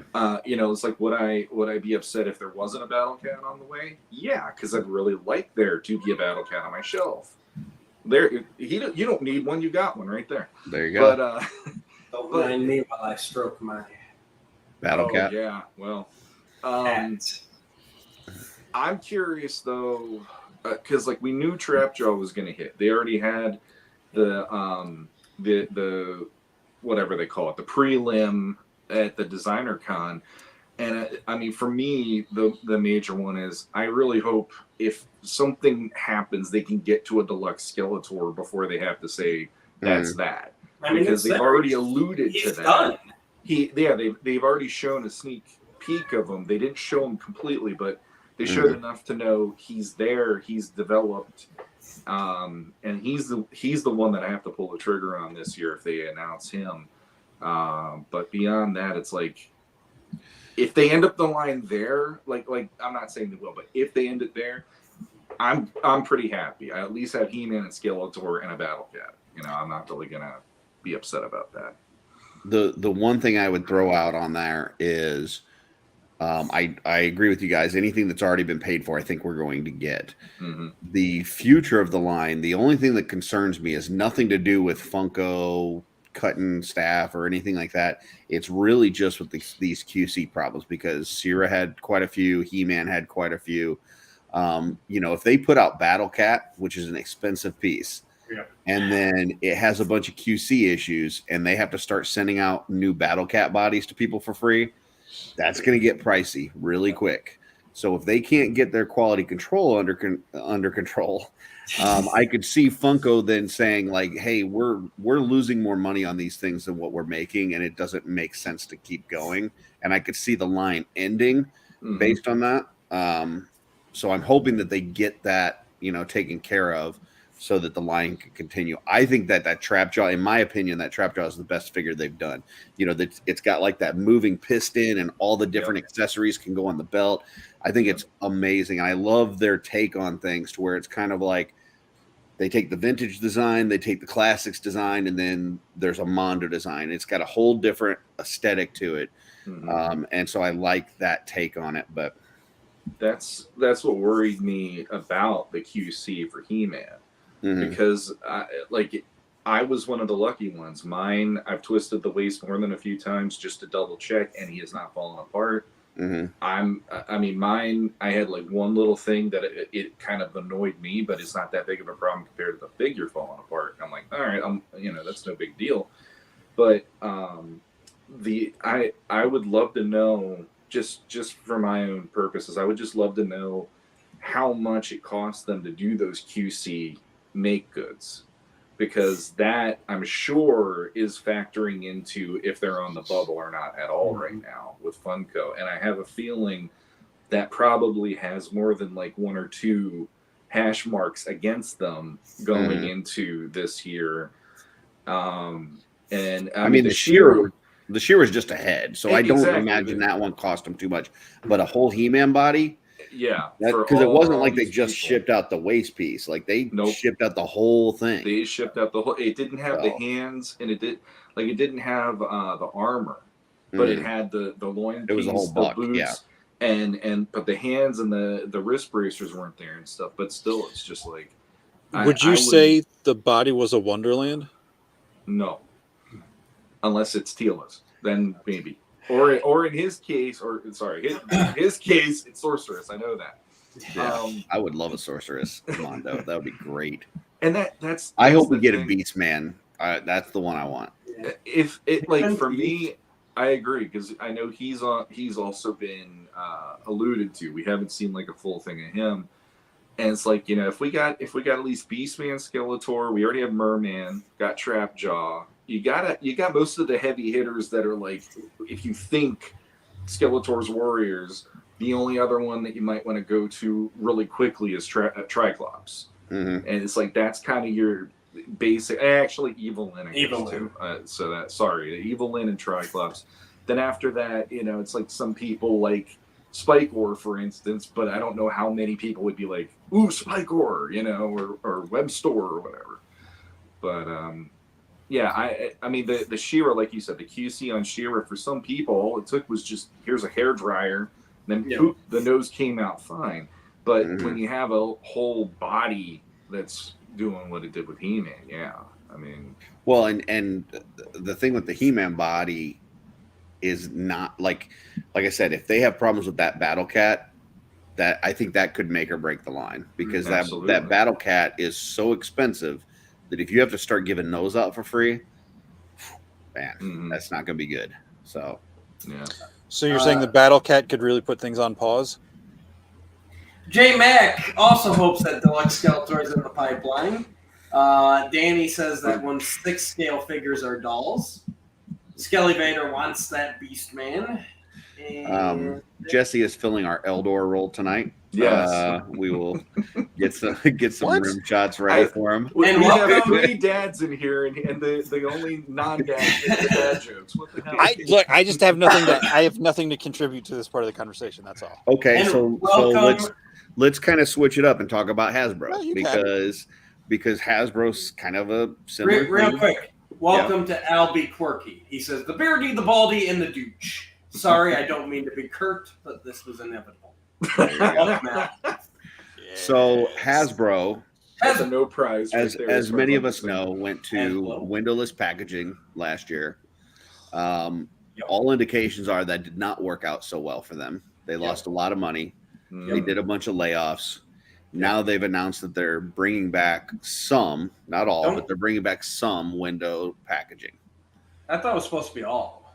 I don't think it's all. I think from what I saw that they were doing selective brands where they're bringing back the windowed packaging. So but I think their selective was like Star Wars, G.I. Joe, Transformers, Power Rangers. So, it is definitely the main one. So the ones they didn't name are probably lines that are going away. Yeah, or lines that maybe people more get shipped to them rather than picking up in a store where you want to see the item that you're purchasing. I'd love to see some Star Wars toys in the store. Yeah. They also got, just to throw it on there, they also got a lot of government tax incentives to go windowless. So laid people off, took a bunch of government incentives, and now that that's all done, now we're going to go back. And they made it public that they were going to double their revenue for the year week before they laid everybody off. It was a huge, we're going green, we're doing the right thing for the environment, and then when you figure, we went green, baby. Yeah, they went green, but they lost green, and so now the dollar rules, and they're going back. What person walking into a Target is gonna see that damn leaf on that package and be like, "Ooh, I'm buying this because it's a green package"? Yeah, no. I'm not saying people don't make those decisions, but you're buying toys that are already all plastic. Yep. You couldn't have left like a hole in the window like they were doing with the Transformers ones where you could still see the head. Like, come on. We're in a day and age where most people order things online. I would say that's probably where we get most of our collection is through pre-orders and stuff mailed to us. Agreed. But there is still a certain benefit of going to the store and finding something in the wild that you want to purchase. But when you do that, you want to be able to see the thing that you're buying, not a picture of the thing that you're buying, but the thing that you're buying. Because I don't know about you guys, but I've like when Origins line came out, for instance, I must have looked at 80 Skeletors until I found the one that had the right paint that I wanted. Well, you know what I'm saying? Like, I want to be able to select that. I want to find the He-Man that has the eyebrows that are perfectly in the right spot where I want them to be. With Marvel Legends, I mean, I'm not into them anymore, but when I was trying to get them, if I'm getting a figure that isn't like the Hulk or a Thing or someone like that, to go through as many figures that might be on the peg just to see which one's eyes don't look like they're looking in two different directions, that was a miracle certain days. So it's like, imagine taking home the windowless box, opening it up, and you get the Marty Feldman of the Marvel Legends figures. You're like, are you kidding me? Seriously? Or the box swaps where somebody picked it up and threw something else in it and returned it. Yeah. And you can't even tell. Yeah, I was gonna say that. Yeah, I don't know what I was gonna say about that, but Well, and don't forget, I feel worse for all the mint on card collectors. Like you now have this run of GI Joe where a year or so's worth of waves are in completely different packaging, completely different style. Well, here's what you do. they You change open up the packaging all the packaging, time you anyway. sell the figure, and then you close it back up and put it up there like it's new. How many times You has can't even Black see it, Series so who knows? packaging changed since it started? How many times? I don't know Like that. I don't all collect it. the only line that stayed consistent with its packaging that I'm familiar with really is Mythic Legions. Master of the Universe is pretty standard. Except, with well, the that's burst what I was and- about to bring up. Like it sticks out even more so for the Masterverse line that's out currently because they released the Darklin in windowless packaging, and it is literally the only figure out of that entire line that's been going on for the past 3 years that is in different packaging. I don't even mean that. I mean you look at Star Wars, like, you know, the cards from like the 70s and 80s don't match the cards that came out in the 90s and then like the 2000s and Oh well, yeah, no, I'm you know, talking I'm just just saying- like the run, like this. yeah, but like I mean Marvel Legends changed their boxes a few years ago. Black Series went from the nice slick like VCR shaped box to, and then they had the side with the angle so you could get more artwork on it, like. And you know that was cool. At the end of the day, I don't work for any of these companies. Like I just want to get a cool toy, and yeah, it would help to know what I'm going to get seeing its face. But there were other ways they could have done this. Like they could have figured out their solution they're going with now before they went to just no windows. Like I don't know, and like putting bad photoshopped pictures of their toys on the front of the box to sell it. Like just give me the art at that point and put the photo on the back. Agreed. Danny here says, I'd like to have a choice. I wish I didn't have to throw so much Legion's packaging away. Retail figures shouldn't be windowed, but the choice should be nice. Or he Should said be retail figures should be windowed. Yeah, but the choice would be nice. The one thing I would say about like Legion's packaging, like you've got the plastic shell, you've got the cardboard. It slides right out. You have the two pieces. If you want to recycle that, it is like one of the easiest things to recycle. That it does not, like, you don't have to rip anything off. You don't have to tear it. It's not glued. Like, it is a very recyclable, friendly package. The one thing that I would say I would change with the Legion's packaging if I was doing it, I don't need the zip ties. Like, I don't know. Like, we can move away from zip ties at this point. We don't need those. I don't need all the straps and the twisty ties and all that kind of stuff. Like, throw it in there, put it in the package, and let it rip. The zip ties do prevent the rub in the plastic. Mm-hmm. You think? 100%. Yeah. Otherwise it'd be falling forward. Because what I get is they twist it too tight, and then I got the indent on the chest and stuff like that I don't want. I've never had that. So, you haven't had that on any Legions, really? Yeah. I've had that man, I've had on on a Farius and maybe one of the horses, but the regular figures, no. Oh, okay. They do it too tight. I agree. They are really tight, but at the end of the day, I think it's mainly to, like, I don't even think with Legions it's a worry about theft because there's no way you can take those things out quietly. Yeah. Like, yeah. But I think it's more about like protecting the paint rub. To be honest, I mean, just in general, not specifically Legions. Yeah, it seems to me like a lot of that stuff clips in so tight, like because the way that they build that clamshell, especially like the hands and stuff like that, like it snaps in.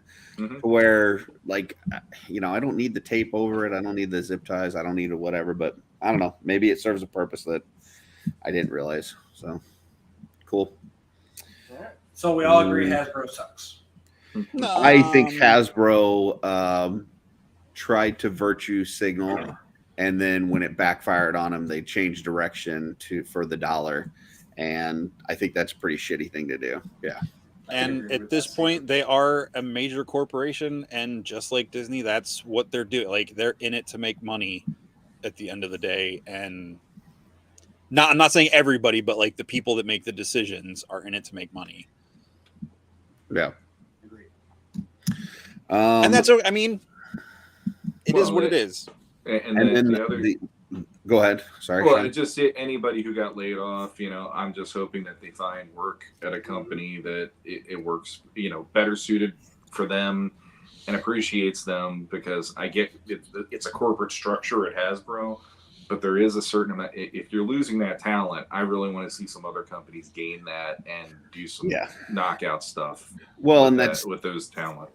The good thing is with the employment market right now, like it is like people are really trying hard to find employees. Like there's an employee shortage all across the whole country. So if you have any sort of marketable skill or knowledge, you're going to be able to find something somewhere. So, but yeah, to your point, I just hope they, land in a good spot for them, and hopefully it's better off, because I don't know that that's a company that I would want to work for. If they're willing to, try something new, and then when it doesn't work, it costs me my job so that you can try to look good to the stockholders. Like that's not necessarily a company I want to work for. So hopefully they find a better place. I don't want to sound like I'm just kissing butt to the horsemen, but I'm gonna use this comparison because it's the best thing I have. Like they keep putting out product that they know their customers like. They listen to the customers. Granted, it's a small enough company, and I understand. And they don't have shareholders they have to listen to. I understand there's not apples and it's apples to oranges or apples to bread. It's not the same thing. Good and plenty to actual good candy. Yes. But I think if the bigger companies that are, that they are business people at the top, and it's not just about making the toys for people to enjoy, like they're chasing it because they know, Star Wars fans put money out for stuff. Yep. Yeah, but like with the movies and the shows, people want to put their money into good stuff, not like if you make a good product, even if it's not 100% what people want, if it's closer to 100% what people want than 50%, they're going to keep putting out for that. Yeah. But if you just keep raising the price and lowering the quality and doing all these things to make it look like you're doing something when you're really not, like I could give a crap when I go to the grocery store and it's like, shampoo's in a new bottle, same great product. I'm like, I don't care. Can I get my shampoo out and get clean? That's all I care about. I just want my Batman shampoo. And why can't I find Conditioner Gordon? It's ridiculous. Stop looking at me, Swan. Real quick, sorry, Jesse. No, but it's usually like just I understand social media is a huge part of stuff, but like get the right people to do it. Like not everybody that works for Hasbro needs to be doing a live show. Yeah. Like maybe don't do a live show if the people doing the live show don't look like they're in physical pain to be doing what they're doing. And I'm not trying to make fun of them. Like it's just like. Oh, we're making fun. So speaking of physical pain, I did have one more headline thing that I wanted to talk about. Just on Hasbro, and I don't mean to completely rabbit hole, but I love to.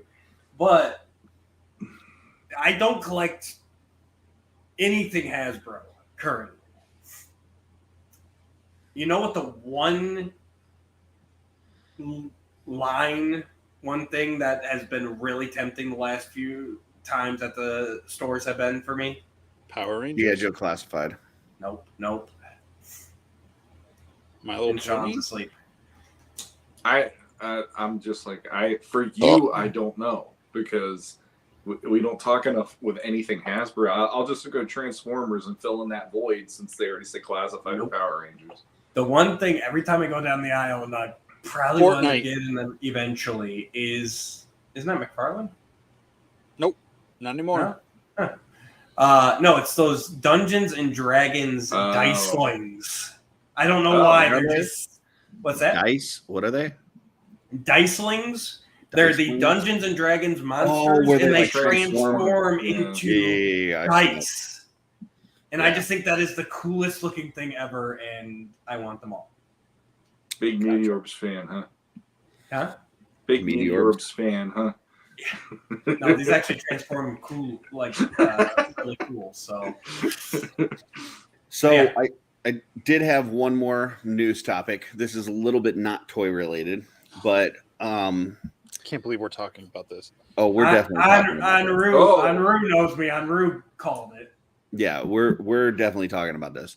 So I'm sure you guys have seen on Facebook, or Instagram, or wherever, where you see like those contests where people are smacking each other in the face, like just hauling off, like just standing there and you smack the other dude in the face, or women, like they've got a women, and it's a sport, and people do this. What are they smacking with?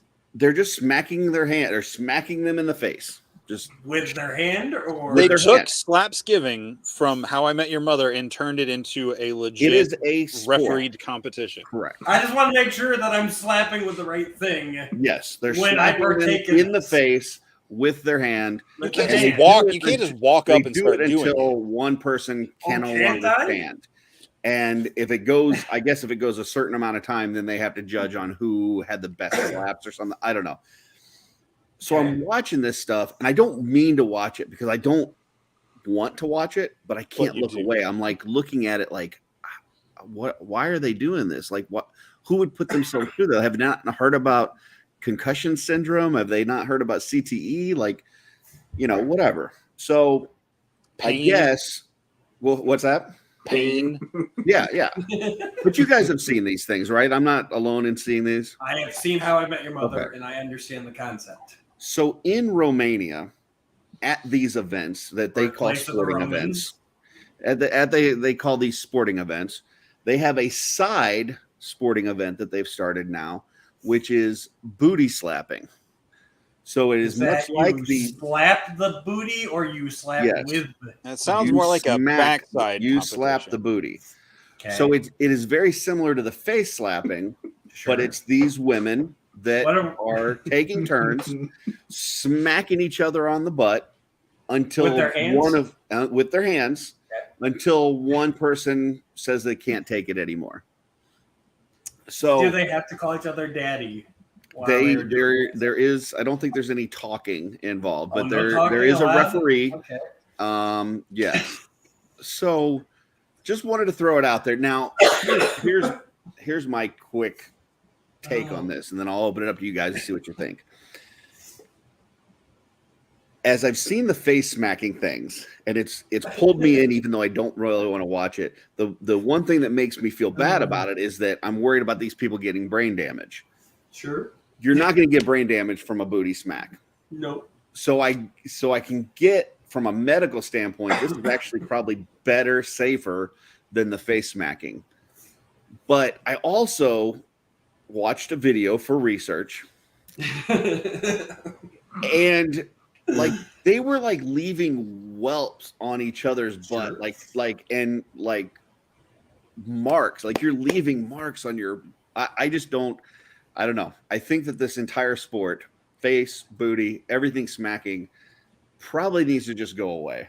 But throw it out there, see what you guys think. I think it has a time and a place, and as long as there are two consenting adults or more, I mean, you can do a group thing, that's fine too. Like, as long as everybody involved is good with it, like, let's go. They should probably look into, safety procedures and precautions. Agree upon a term beforehand that one can say if they need to, tap out, and as long as all the proper precautions are taken, we're still just using the hand, though, right? Yeah, just the hand. Just the hand. I mean, I think there could be some better ways or some more interesting ways to do it, but I that's don't what want they're to tell into. people what they can and can't do with their bodies, but it's just Right. like, I mean, especially the face smacking. It's like you're going to end up with brain damage to win what, a $500 prize on some Amazon ESPN, gift card. Ocho Cinco, whatever. ESPN, the Ocho. Well, I'll be honest. I honestly think the same about the UFC and the MMA and all that. Like, you guys are literally just beating the shit out of each other. Like, I get that a lot of sports, contact sports have that as, a risk. But, like, this is literally, you guys are damaging your bodies. No matter how much you train and everything, you are damaging your bodies. So, I mean, I completely get where you're coming from. Payne's toy sample says too much time on some people's hands. Thanos Copter, his roommate, watches it. Albie Corky thinks it's slaptastic. And Danny wants to know what has happened to this podcast. I don't know, Danny. Really, Danny? This is episode 1, season 1. So this is how the podcast has always been. This is the baseline right here. Jesse, what do you think about slapstick, be it face or booty? I don't think about it. Okay. Should it exist? I Not don't even care. a dream?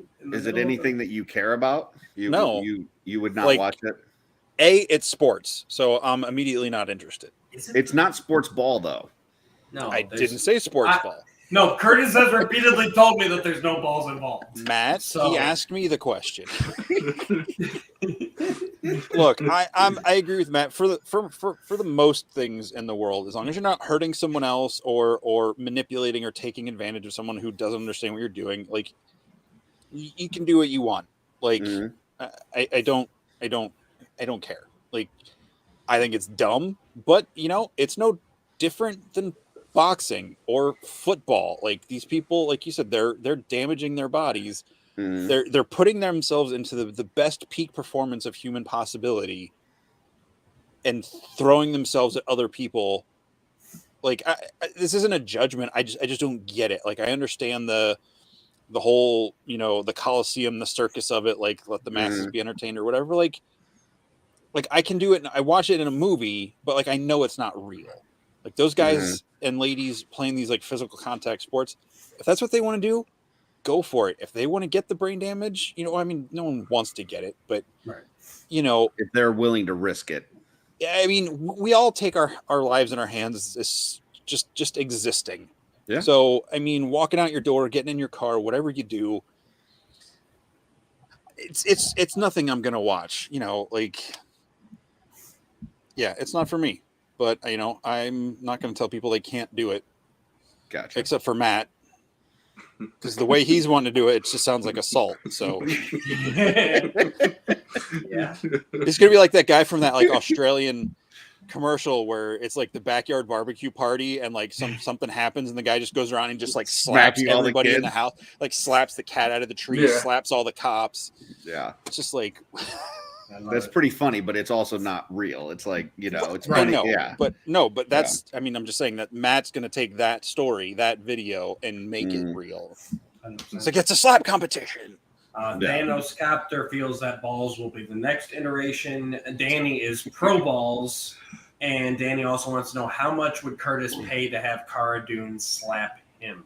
Yeah, I would not pay for that. Like, I'm not one of these guys that liked Cara Dune because I'm like attracted to Cara Dune. I just liked that character, but I know weird guys that are. But no, that's nothing that I'm interested in. I do have an idea for a sport based on our discussion, but I want to hear Shawn's take on this first. So I'm one of those people where seeing it in the context of comedy, because the slapsgiving stuff on How I Met Your Mother always made me laugh my ass off. And I love how Barney was always so scared leading up to when it was going to happen. Since what was his name? Jason Segel's character on that show. I can't remember. Marshall. I love how he's like, I get 3, and they're anytime I want. Throughout the year, he's like scared to death of them or whatever. But there's a reason that comedy works and real life doesn't for some of this stuff. It's like, would I want to see 2 women doing things, without going completely explicit in public? Probably not, because that just makes me feel weird at this point. Like, I mean, I have no issues with movies and stuff because that's within the story or whatever. But when you're talking about, like, here's 2 women in bikinis just smacking each other in the butt, there's a part of me going, I could watch this at home and be private about this and be like, oh, that's a whole different thing. But when I see it in public and I'm watching it, there's this like, who's judging me for this now? Oh, shit. Disclaimer, this is not a kid show. No. The only thing that I'll say is if they ever do a compilation reel of it, for the love of God, call Kenny Loggins and get Meet Me Halfway as the theme song for it, because the man already touched our hearts with Over the Top. It needs to happen again. God damn, it needs to happen again. Get Kenny Loggins on that phone. So here's what I say. I have no interest in watching, even though I do get sucked into the little short videos or whatever clips, which I don't want to, but I do. I have no interest in watching either of those sports, the face That's how it slapping or the starts. booty slapping. But I would watch the hell out of some knuckles competition. You ever play knuckles when you're in school? Oh, I remember that. This thing. Yeah, no. No, I I don't remember like that. pain. No, I What? didn't do No, that. that's not. I don't, are you revving a You- motorcycle? What Did is- you oh, never no. played that? You put your knuckles up against someone else and then It's like hit them. yeah, like It's the- like slapping each It's other. like slaps, but it's with knuckles. Yeah. And so you kind of they do one of these. If they pull their hands away, then they got to put them back, and you just try to hit them on their knuckles. And if you get them, then you get another turn. And if they hit you, then they get another turn. You keep going. I would watch knuckles all day. Plus, nobody's going to get brain damage from that. So now you may hurt your hands, Yeah. but you're not going to die from it. Most No. likely. I don't know of anybody hitting somebody's hand and killing them. Mhm. So anyway, it's lowest common denominator to me. I think that's the biggest problem I have. so you're saying it's Darwinism? No, well, I mean, to be honest, it's like I saw the film Idiocracy like more than a decade ago. Mhm. And all of a sudden, I'm seeing how, holy shit, life is imitating art. And it really is going in that direction where Gatorade is now going to be something that you put on your lawn. Like, it really feels that way. And it's like there's so many things with like, and I'm old. I don't give a shit about TikTok. I don't care. But when I see some of these things on TikTok, just on Facebook, where it just, here's a short to watch, and I watch it, I go, this is a thing? So I know I'm getting old. Number one, I got the gray hair to prove it. Number two, but on top of that, Where? but number Pixar three, didn't happen. We're back to I'm the gonna- landing strip. Exactly. Kenny Loggins, baby. But the other thing for me, at least, is like most sports, I feel like do have to have a certain amount of skill and a certain amount of something to make you even want to qualify to do it. Yeah. And for me, it's like the minute that you say it's a slap competition, it makes me just go like, this just sounds like a monkey shit fight at the zoo. Like, I'd rather watch that. I would definitely watch a monkey shit fight at I'd the rather zoo, though. watch that than I'd rather see two men smack at each other and see who got the best. I think the one zoo in. would sell a whole lot more tickets if they advertised Exactly. monkey I shit mean, I'd fights. rather see two monkeys just lose their minds, and then at the end of the day, they share a couple of pieces of poo, and they're a happy little couple. You know, that's fine. But when it's like, it literally feels like here's literally two apes just smacking each other in the face. It's like, all right, I guess. I mean, I do watch fail videos for hours at a time, so I guess He that's puts not them on when I entirely come different. over, so then we end up laughing our asses off. Yeah. Like that one guy. No! The snow one. The last time he fell into the snow and the whatever it was kept moving, and you just hear him, no! Oh yeah. That would have me laughing for at least 10 minutes because all I kept hearing was him saying no again in my head, and I just start laughing all over again. Nice. Good times. Where do you want to move us on to, Dooch? I can tell we're I done think we're here. supposed to Let's be doing move on. what we're watching next. First we've got a little plug for our good friend of the show, Matthew Rodriguez. You said it wrong. Has he got something going on? I Matthew say I have said it for many, many moons. He's got his Tulip City Comics and Toy Fair coming up next Sunday, April 23rd. You going to that one? I am hoping to. I have the day off, so I should be there. I lost the page now because there it is. Because Facebook stinks. Starts at 9 a.m. Central, $5 admission. Kids 12 and under are free. And it is at the Holland Civic Center in Holland, Michigan. Should be a good time. And this is also, for anybody who's in the area, this is your last chance to see the Defenders of Eden, Armies of Ashmore prototype action figures in person. Matt has said that after the show, those will be going into a sealed case. So if you want to check those out, I highly recommend it.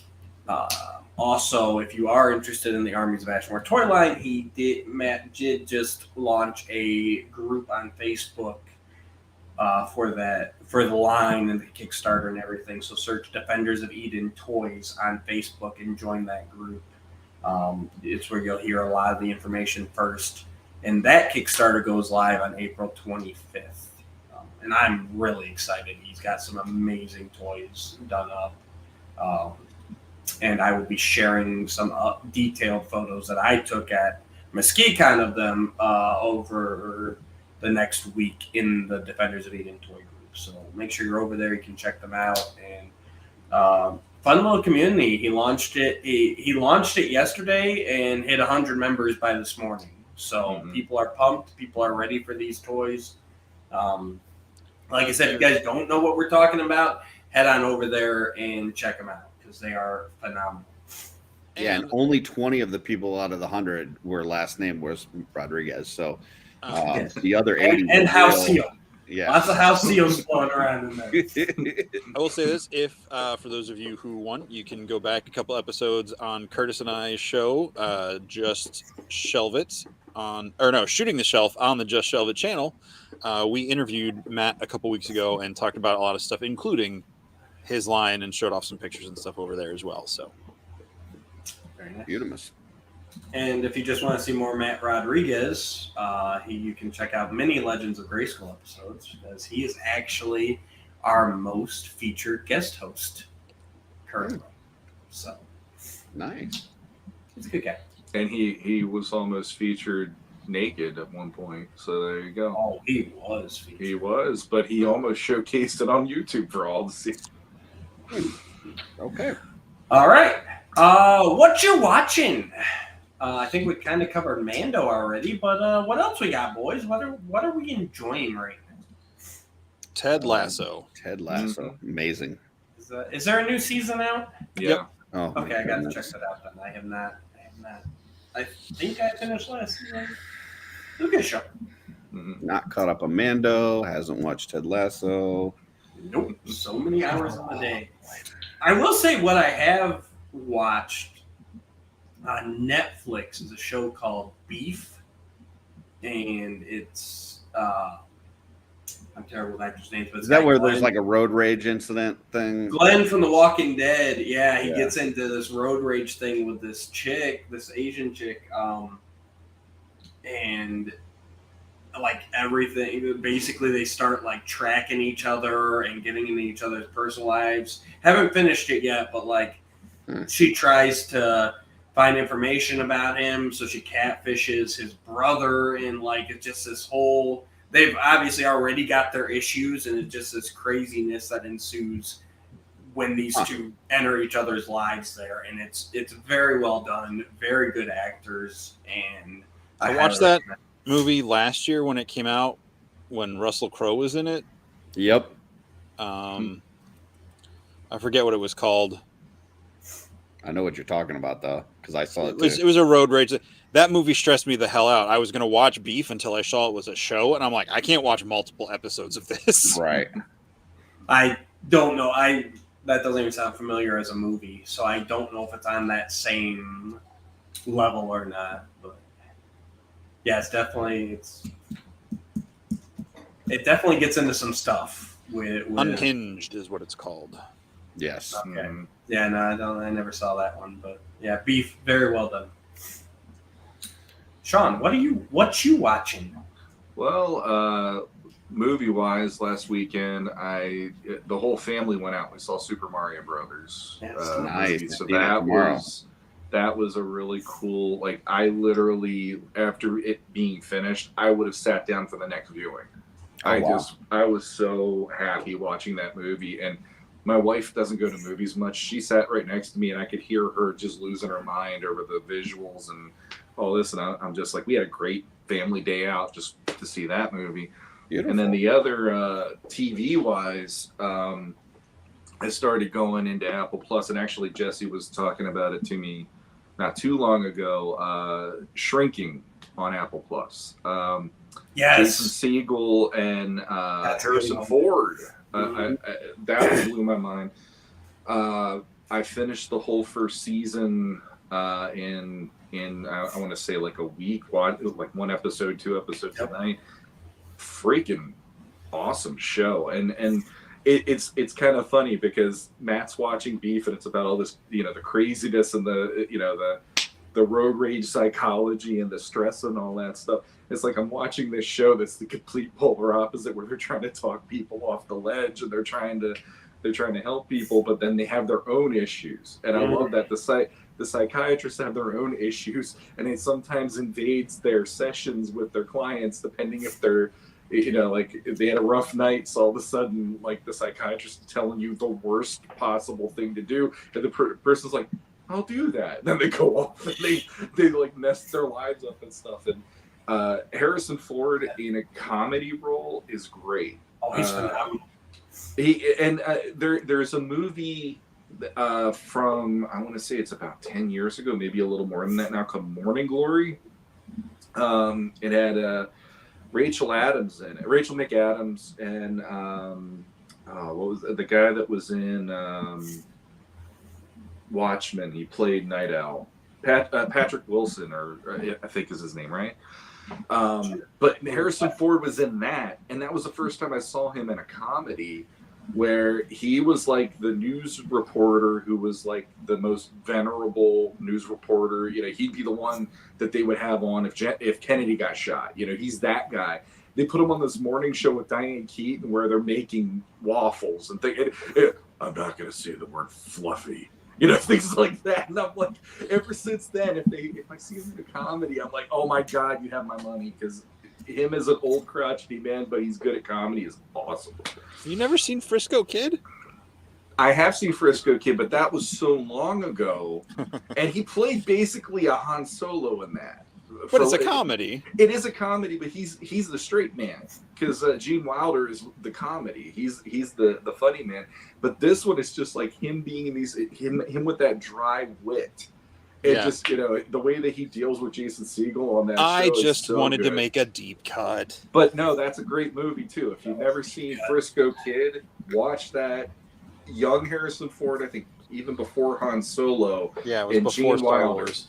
Gene Wilder is a rabbi trying to get to San Francisco, and Harrison Ford is a bank robber. And this is back in the old Wild West, so it's like a Wild West buddy comedy road show. Yeah. God, how have I not seen this movie? It ticks all of my boxes. It is so freaking great. It doesn't have any slapping in it. Well, it might. I don't remember. It's been a long time since I've seen it. With hands? I don't remember.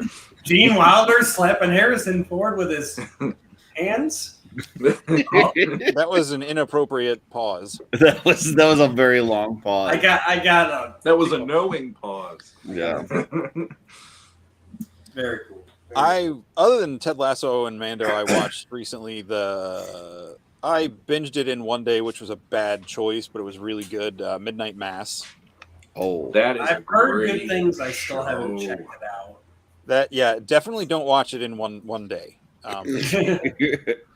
What episode was it? The one episode where the guy and the girl end up having this really long talk about what death is, and what life. That if you're binging that, you hit that has to be a freaking wall, because it's a great dialogue, but man, when you hit that part, it's like the show just comes to a screeching halt to have them talk about this, and then it gets back in the other stuff that's interesting, and you're like, wow, like, oh, see, I really that was like that like part. 10 minutes. No, I'm not saying it's bad, but it's like all of the drama and all of the leading up to that point, and then they just boom, it just lands right in the middle of the whole show.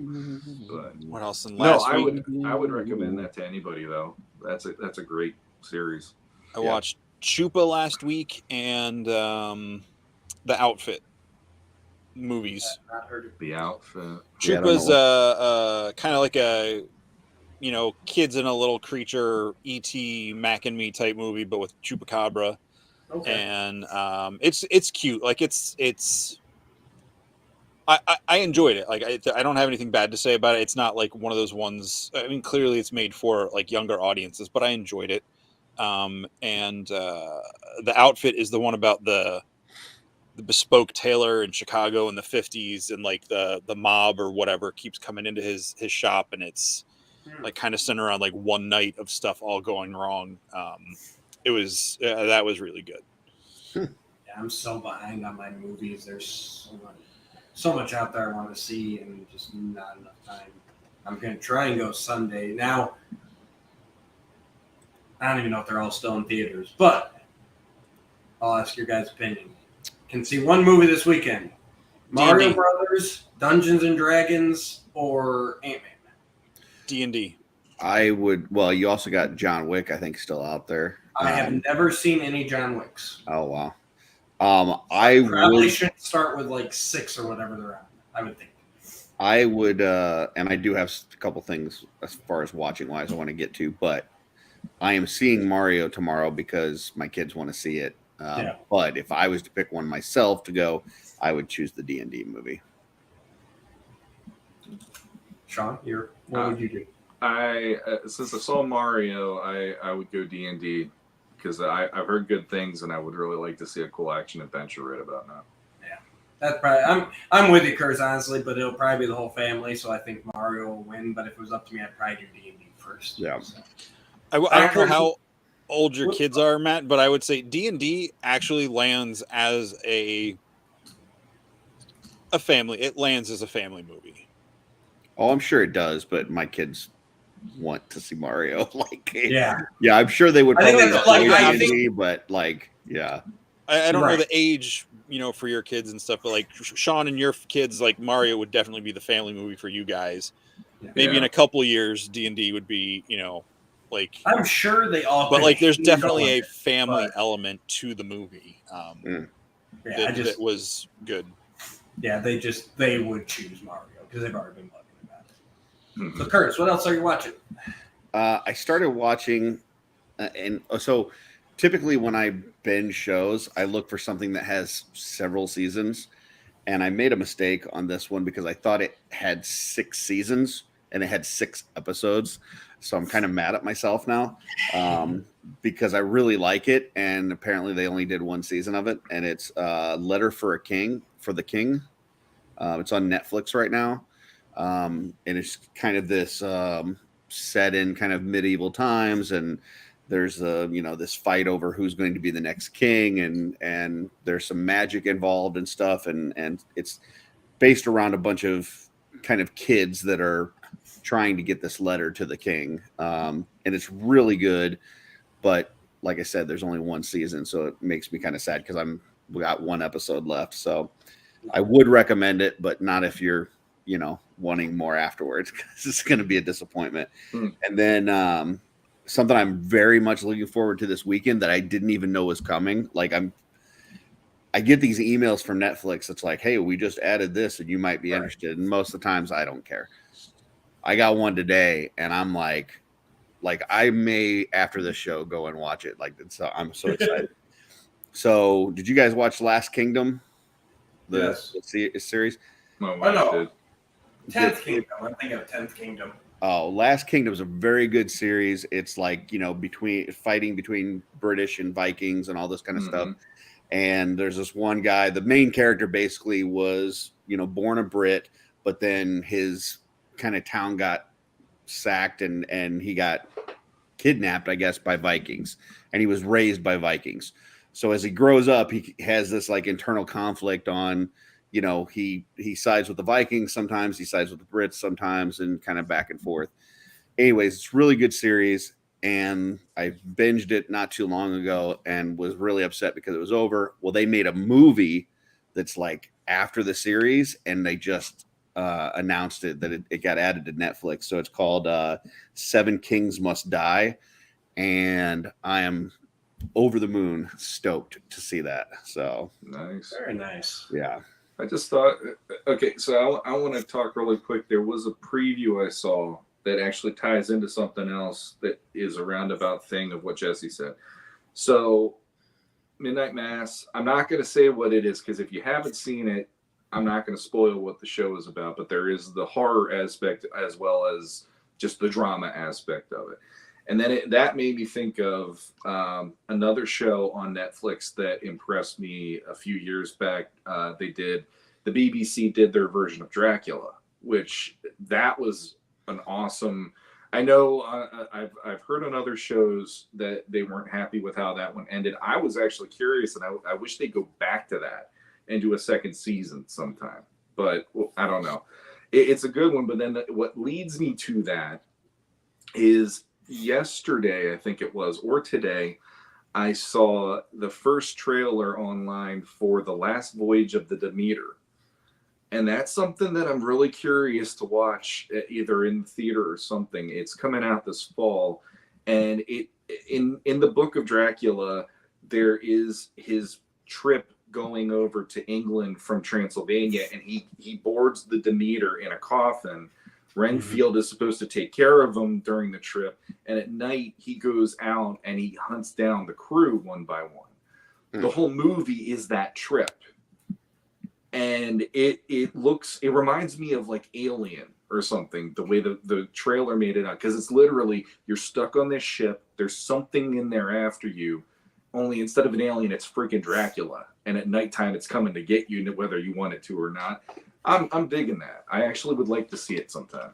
It seems like killing the crew members would be a terrible way to get to your destination, though. Well, he waits until the very in the Dracula movie and in the book, they actually have like the captain's log, and basically the captain ties himself to the wheel, and he's literally tied to the wheel, trying not to go crazy because everyone around him is dying one by one, and he leaves the captain. If I remember right, he leaves one, or the first mate or somebody. Yeah. He leaves them because he knows he needs them to get him to where he goes. Yeah. But everybody else gets picked off throughout the voyage. So yeah. Sounds good. Cool. Very good stuff. Very good recommendations. I will say on that that Midnight Mass, that same author did another series that they've got on Netflix called The Midnight Club. Yep. That's also really good. I wouldn't say it's as good as Midnight Mass, but it's pretty good. Spoiler, not really a spoiler, but the way that it leaves off, there's some unanswered questions, but I guess they set it up for a season 2, so there should be a season 2 coming. So just know that if it's very interesting, but you may get to the end of it and go, shit, what about this, and that? And it sadly won't, because Netflix canceled it because now. Oh, did they? Yeah, the creator, it's Mike something. I forget his name now, but he also did The Haunting of Hill House and The Haunting of Bly House and Midnight Mass and Midnight Club, and they said they canceled that because I think he made a deal with Amazon, and now he's going over there and he's going to be adapting some things. And I wish I knew his name because I feel stupid even saying that, but he is looked at as one of like the new men, like the new talent in horror now, right? Because he managed to cultivate some of these, like Haunting of Hill House was based on a previous work, if I remember right. Yeah. He adapted it. Same with the Bly House. That one I've actually heard on like radio shows from back in the 30s and 40s and stuff, if I remember right. But, Flanagan. Mike Flanagan. Thank you. So, but Midnight Mass is his own. He had been shopping that around for a while, and no company wanted to work it out with him. And then he ended up getting to do it on Netflix. And that's one of those shows where there's nothing in that show that feels wasted. Every little bit is building towards that ending. And when you get to that ending, you're just like, fuck. Like, yeah, it's a mind trip. It is crazy. Oh. Yeah. Danny's saying he's doing Dark Tower. That's what it was. Yeah. He's adapting Dark Tower again because that movie didn't go so well, so I guess he's going to try to make it more like Stephen King intended. Well, because the movie didn't adapt Dark Tower, it did some. Never mind. Anyway, we managed to get a whole bunch of worlds in tonight. Let's put it that way. We have been off-worlding. Yes, yeah, we've been way off-world. Can I throw out one more world? Throw a world at me. It's not watching. You can watch it, but I've been listening to the audio podcast version of the Critical Role Vox Machina campaign 1, and I'm on the. I don't know if it's the last. I think I have one more episode, but it's the big bad fight, and man, that's rough. Like the way the episode before ended, going into this, like I'm at work, like stretching canvases. I'm like almost in tears. The way, like these voice actors are, like I don't know. Obviously, they can't script out how the dice rolls go. Like I don't know how much of it they work ahead. Like, well, if this like I don't know if there's any planning or if it's all just improv to like a normal game. But no, I think it's a normal game because all of them played beforehand. Like these guys grew up playing. Well, so yeah. I think... And they played for about a year or so before they started doing the show.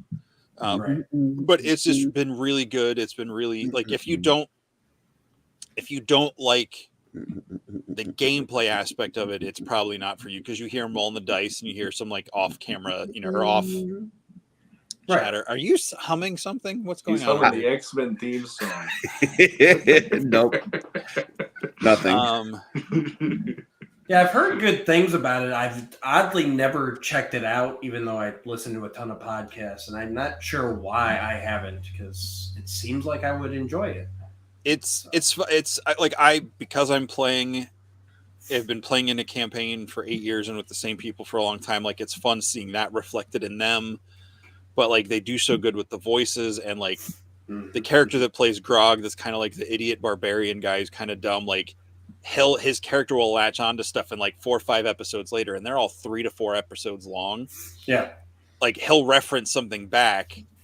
And it's like, oh man, that was a deep cut. But it's like, no, of course, like the simple guy, it's like the dog with the ball. Like he's like, ball? It's just so fun how the different characters bring out the different elements and stuff. And it's going to be sad to wrap up the season or the campaign. But I know there's going to be at least a couple, if they continue with the story, there's going to be at least a couple more seasons of that cartoon. Right. In addition to the second campaign, which I'll start next week.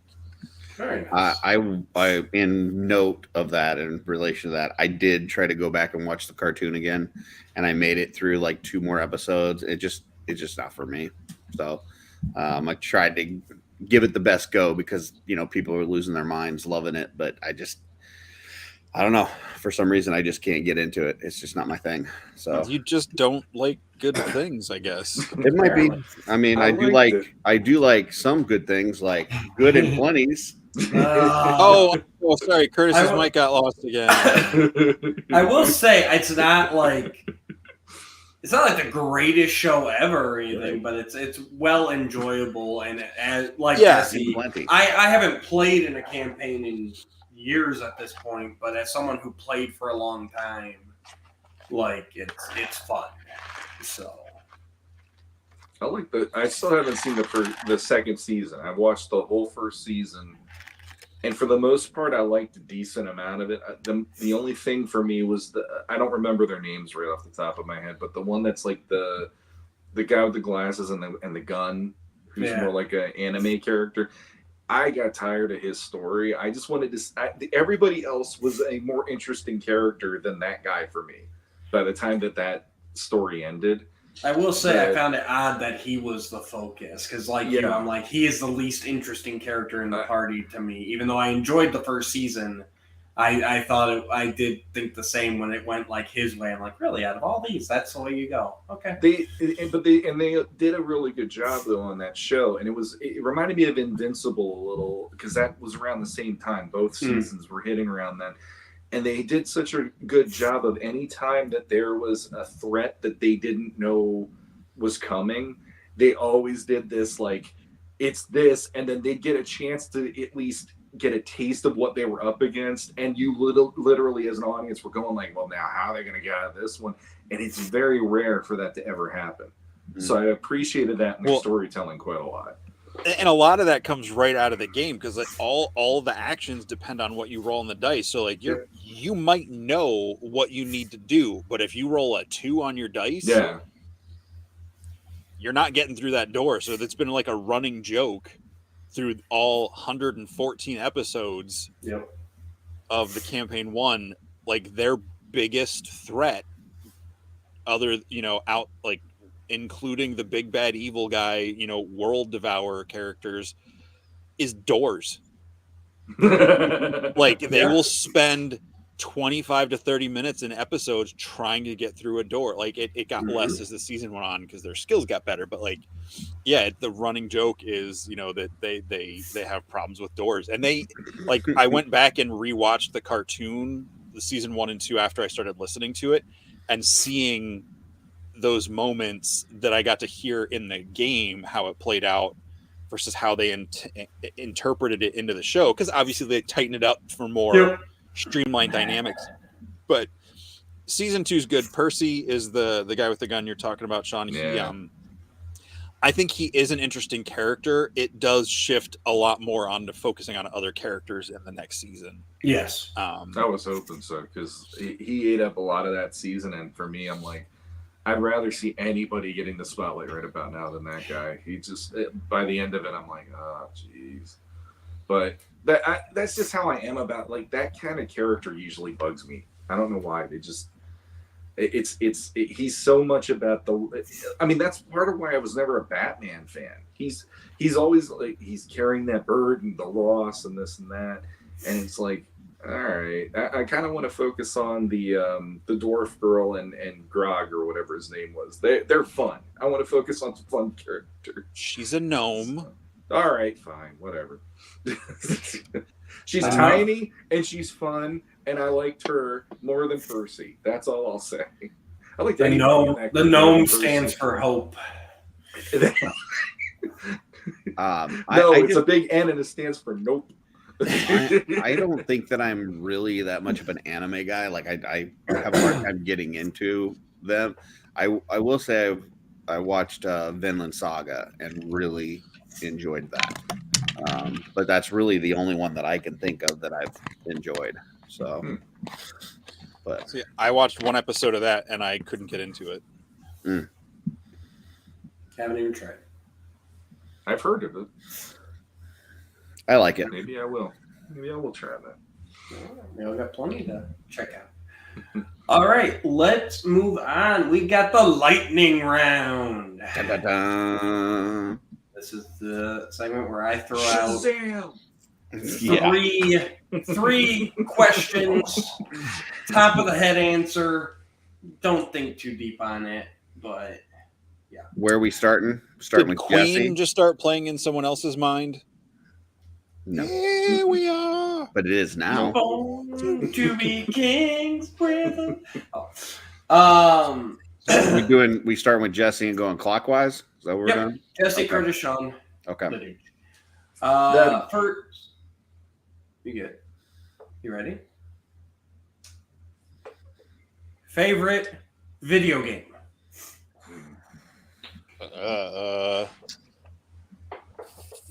Final Fantasy 8. Which one was that? 8. Right, but what character? Like, who was the main character? I don't remember the numbers off the top of my head. Was it the dude with the tail? Was it that one? No, that I do like that one a lot too. Is it Cloud? No, not the blonde guy. No, that was 7. The guy with the gun blades, the giant ass swords that had like pistols built into the handles. They were all at the school together. Is that where they had like that soccer mini game? I don't remember the soccer mini game. No, that was. What was that? I don't know. Was it? I had a friend growing up who was really into Final Fantasy. Squall. Yeah. Thank you. It. Yes. Yeah. Squall. No, Squall's the blonde guy with the massive sword. 7 is Squall. No, Cloud is Squall. Cloud is 8. Squall. Yeah, he had like the black jacket, the brown hair. He looked like the brother from Seventh Heaven. Nice. All right, Curtis. I would say Metal Gear Solid 2. Okay, that's a solid choice. Yeah, I for some reason when that game came out, just the whole sneaking and sniping people and stuff in a third person. I wasn't ever a first person shooter guy, but I like the third person kind of sneaking around the walls and like choking people out. That was awesome. I can agree. Fun game. Shawn? Mass Effect 2. I never played any of this. No, that one. The first one is a little more like you're hopping around trying to do certain like journeys and stuff. Mass Effect 2 is like a race against time before this alien race attacks. So you're building up alliances through it, which is really cool. And it even has Yvonne Strahovski from Chuck being one of the characters, and they even made her look like her. Which then, the minute I saw that, I'm like, I'm buying that game. Oh my god! Everybody knows how to get Shawn. And you can romance her in the game, which was quite fun as well. Nice. For me, it's got to be Ocarina of Time. It came out at that perfect age. I still think it's the best Zelda game, and I'm getting ready to replay it on the Switch. I just got my 64 Switch controller, so Nice. Give me some fun. Wait, what? Who even am I? What? Yeah, I don't know. There's lots of clouds and squalls, and I don't know what's going on in the chat. We broke the chat with our 10 is the one. Yeah. Oh yeah. 10's the one with the water soccer game. Yeah, that was I don't remember. It's been a long time since I played it, but yeah, Squall is 8. Yeah. Sorry. Continue. Next question. Lightning round. Lightning round. Boom. We're not so lightning. Favorite TGIF TV show? Oh God, I don't. Did you not watch TGIF? I don't. It's hard to remember their lineup at this point. Changed, dude. Well, I figured something would just pop into your head. Like when you hear TGIF, where's your mind go? Urkel, Family Matters. Respectable choice.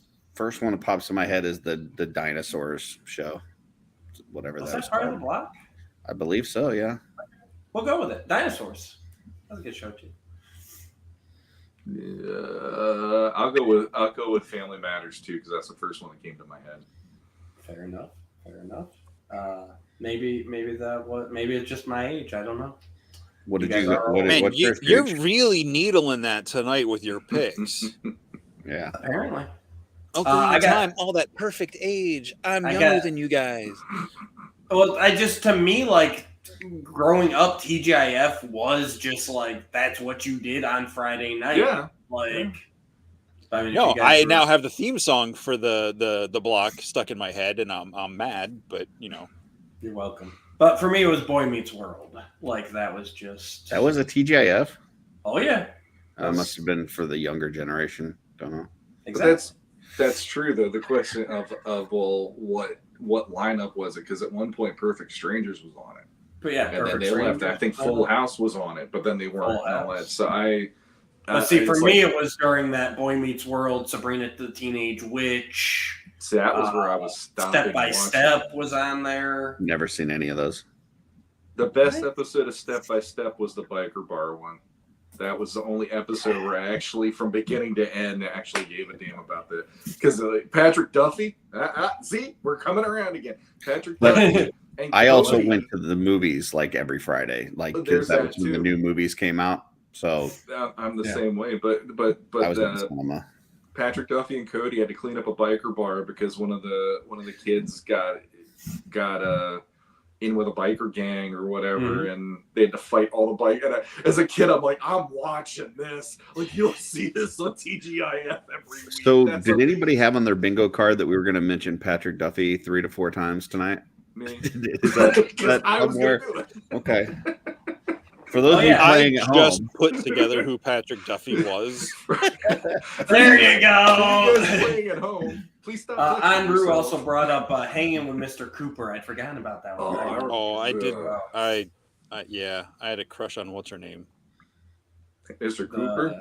No, her. the friend, right? Not the sister, because there was like the sister and the friend, right? Yeah. Yeah. Me too. I can't remember her name. And Thanos Copter says original Zelda was better than Ocarina. That is something that an old man would say. So. The only Zelda that I ever liked was I had one of those handheld games, like where they sell it, like it's just one game on the little. Oh, thing. the Tiger Electronics. Yeah, they had a Zelda one of those. Zelda? Yes, and it was fantastic. So That's a lie. Those games are all They're all horrible. garbage. it was awesome. They're It was garbage. awesome. I played it for Remember- an entire summer. Remember how we used to think that, and nowadays it's like you look back and you're like, oh my god, what was I thinking? Yeah, Yeah. I guarantee you, if I picked one of those up Sonic today, I would rage quit that game faster than I did as a kid. Just those things are Well, so. so would kids today. Yeah. Like the games that kids play today are so freaking stupid easy. Like it just walks you through completing them. You take a kid from today and you have them sit down and play NES and play like a regular, like a Mario Brothers. Have them play Mario 2 Yeah, and watch how quickly they rage quit. I still like that meme where it shows the underwater level of the TMNT Oh, game. yeah. Oh, yeah. They're like, First one. I told my kid I will buy him a PS5 if they Yes, get if he this beats game. And it's like, yeah. I mean, my son is 6 years old, and every day he wants to come home and play Super Mario 3, and he still gets pissed because he can't get past certain Oh, yeah. levels. Yeah. They, And if you didn't have like a Game Genie and a magazine telling you all the Yep. cheat Yep. codes and stuff, you weren't beating some of those games. Absolutely. I will say it's a good point. Like I just tried out the new Paper Mario Origami King for the Switch, and I've liked all the previous Paper Mario installments. Like they're fun games, but this one I probably put in a few hours on there, and like it still felt like I was going through the tutorial because you got the little guy with you, you know, the Navi, the whoever, you know, the helper. And like every battle, this chick would pop up and be like, now do this. Don't forget to do that. Don't forget. And I'm like, are we going to, like, Nah. I get having the tutorial level, but like, I'm well into this. Can I just freaking play without having to exit out of you talking every time? Well, never mind. Don't explain. What's it to up? me. Did you get stuck on the No. Nabi thing? No, Okay. I got stuck on That's a little origami and fighting. But Yeah. let's move along. I haven't played a console game and I couldn't tell you how long. Like the only games I play at this point pretty much are when the kids want to play Jackbox, and that's kind of our family time. We get together and play Jackbox. We'll do Mario Kart and Mario Party and Smash Brothers on the Switch. Like, Gotcha. that's a lot of fun. But other than that, mostly I find myself playing the Switch online. Like I said, the classic games. I got the NES, the Super Nintendo, and the 64 emulators basically on there, and that's what I go to a lot because it's just more fun. Nice. I Lightning round question? No, Oh, go Jesse ahead. had something. only play love games. Nice. I love it. Love games. You know, oh Greg, Mighty Boosh. Do you love me? I got the cardigans in my head. I'm all now for Greg. that one. All right, last lightning round. And these lightning rounds go fast. Yeah. This one is for you, Curtis. After you've We're gone, not starting with Jesse? well, we'll start with Jesse, but Okay. the question is designed for you. Oh, okay. And a little bit of me. After you've gone number 2, Oh. do you wipe sitting or standing? And I have a story, but you have to answer the question first. That moment is the moment we watch Jesse's You go- mind. Yeah, walk through it, Jesse. Standing. Curtis? You have to unmute him. There you go. I didn't mute him. No, I muted myself. You stand to wipe?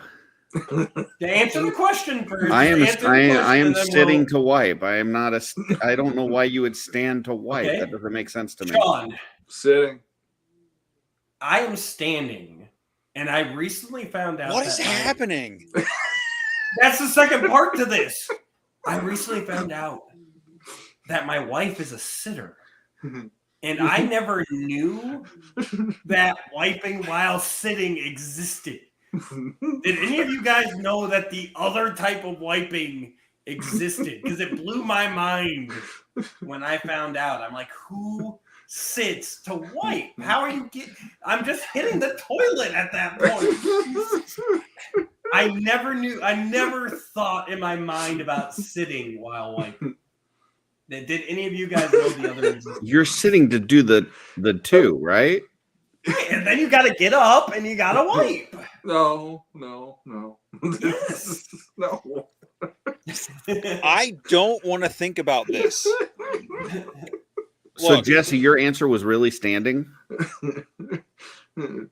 how else am I getting toilet paper in there? Right, you stand up and you wipe. Why is I don't get this sitting thing? Do I Danny just doesn't get have the really standing small thing. toilet seat lid? Like what? I don't like. Joe, Well, don't stay. Go. Don't even wait for us to respond to you. Joe, Danny, run for Danny, your life. Save standing. yourself, What? Joe. But I can't believe that there's standards in the world. I've never heard of such a thing. see, I've never heard of sitting. That was the mind blowing part of it. Is like I never even questioned how I take care of my business. I just don't even understand the mechanics of that. Thank you. I don't either, You Jesse. reach I'm back with and you you. wipe. What are you talking Yeah. about? It's the same mechanics as standing, but you're not standing up and clamping your butt cheeks Yeah, together. that's the problem for me. If I stand up, cheeks, boom, and then Right. how am I getting in there to get It's- clean? It's like eating a one-sided peanut butter sandwich, you know what I'm saying? It's gonna get stuck to the roof of your mouth. Like you don't want your you know what I'm saying? You don't want to like when you're sitting down, okay, the cheeks are spread while you're sitting down. You know, Yeah. because it's if you stand up, that's clamping together. That's not coming undone. No, and then you're making a bigger I don't know mess what and- kind Now of- you're trying to like fight through clay to try to get that out of there. What? Your poo instantly hardens clay? I'm just saying, once it clamps Lot of together, now it's If it's everywhere. that open air and just like concrete. Listen, Shoot me a cheek up. Look, Danny, I don't know if it came across at Legion's Con or at ZoloCon. I am not the most coordinated person in the world. well, Even standing up something is here. a risk. Like Because we got something different here because Danny says lift balls wipe. So he's a front wiper. I'm a back wiper.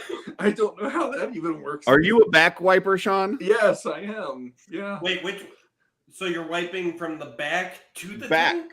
Yeah, No. I'm reaching behind and Yep. wiping. Yeah. Yeah. You start Danny's at- saying that he's reaching underneath from the front. I And can't wiping. figure that one out, but that's you got to do what you got to do, I guess. But yeah, No, you gotta go. You gotta start from the tank and go back. Yeah, Yeah. Absolutely. okay, we're at least we all agree on We that. all We agree all on agree that. on that. Except for Danny. Danny's wiping towards the front. I don't know what he's got going on. I'm at an age Balls where are if I tried to go from the front, like I would have to like cradle my ball sack because it's basically Well, getting in hoist the these water over almost. here. Look. Right. Look, all that Yeah. matters, I wipe clean and I take showers daily. That's true. yeah, that's That- what matters. You know? You probably have to, since you're standing up and clamping your clay cheeks together. I'm not So- I'm not doing like buns of steel when I stand up. Thank you, guys. That was every bit of what I thought it would be. I'm surprised that we had two people say standing. I am actually shocked at that.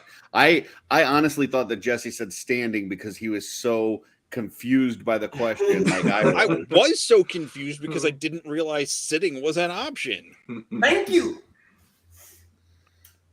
I'm going to try it. I'm probably going to give myself a concussion because I'm going to fall off the seat and crack my head into the tub. Well, you don't have to do this. You move over, you get it done. That's it. It's not. Yeah. you just reach from the back and Yeah.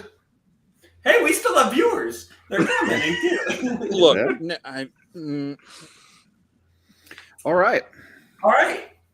Oh, Lightning round. Did everybody leave? that Real was a quick. very we're- that was a very uncomfortable sounding sigh. I'm really shocked by those results. Like I said, hey, I married a sitter. Like, I don't know how that happened. Like, I'm. I think questioning all that. my question more is how did you broach this topic? Like, Yeah, how did that you become discover a thing this? that you guys started So- talking about? Because I don't know what my wife is. I don't need to know. I'm just happy that she has We- bathroom breaks. we were at a relative's house. Oh my God, we're still talking about this? And they wanted to know how it came up. know the origin. That's all I need to know. So we were at a relative's house, and like the bathroom as a whole was like really small. And we were talking about that, and like basically like you had the tub, and then you had another wall, and like there was just enough room for the toilet on its own, like to where you sat on the toilet and you're basically like elbowing. Yeah. And so that, so we were talking about the bathroom in general, and then, my wife mentioned, that toilet itself, it was a smaller toilet than even standard size, like the usual size. And she was saying, it was so small, there wasn't enough room for me to wipe. And I'm like, what do you mean? Because I'm thinking like you stand up and then you wipe, and like what's the, and really didn't like, need that. And then she looked at me like, Curtis, we're like, what are you talking about? Stand up and wipe? Like, so yeah, that's how it came up. Never would I have imagined that there were people that stood to wipe. And speaking of never would have, let's go into our final segment of the night. Have you ever? Have you ever? I have never sat down to wipe. No. I never stood up to wipe. Never have I ever. Yeah.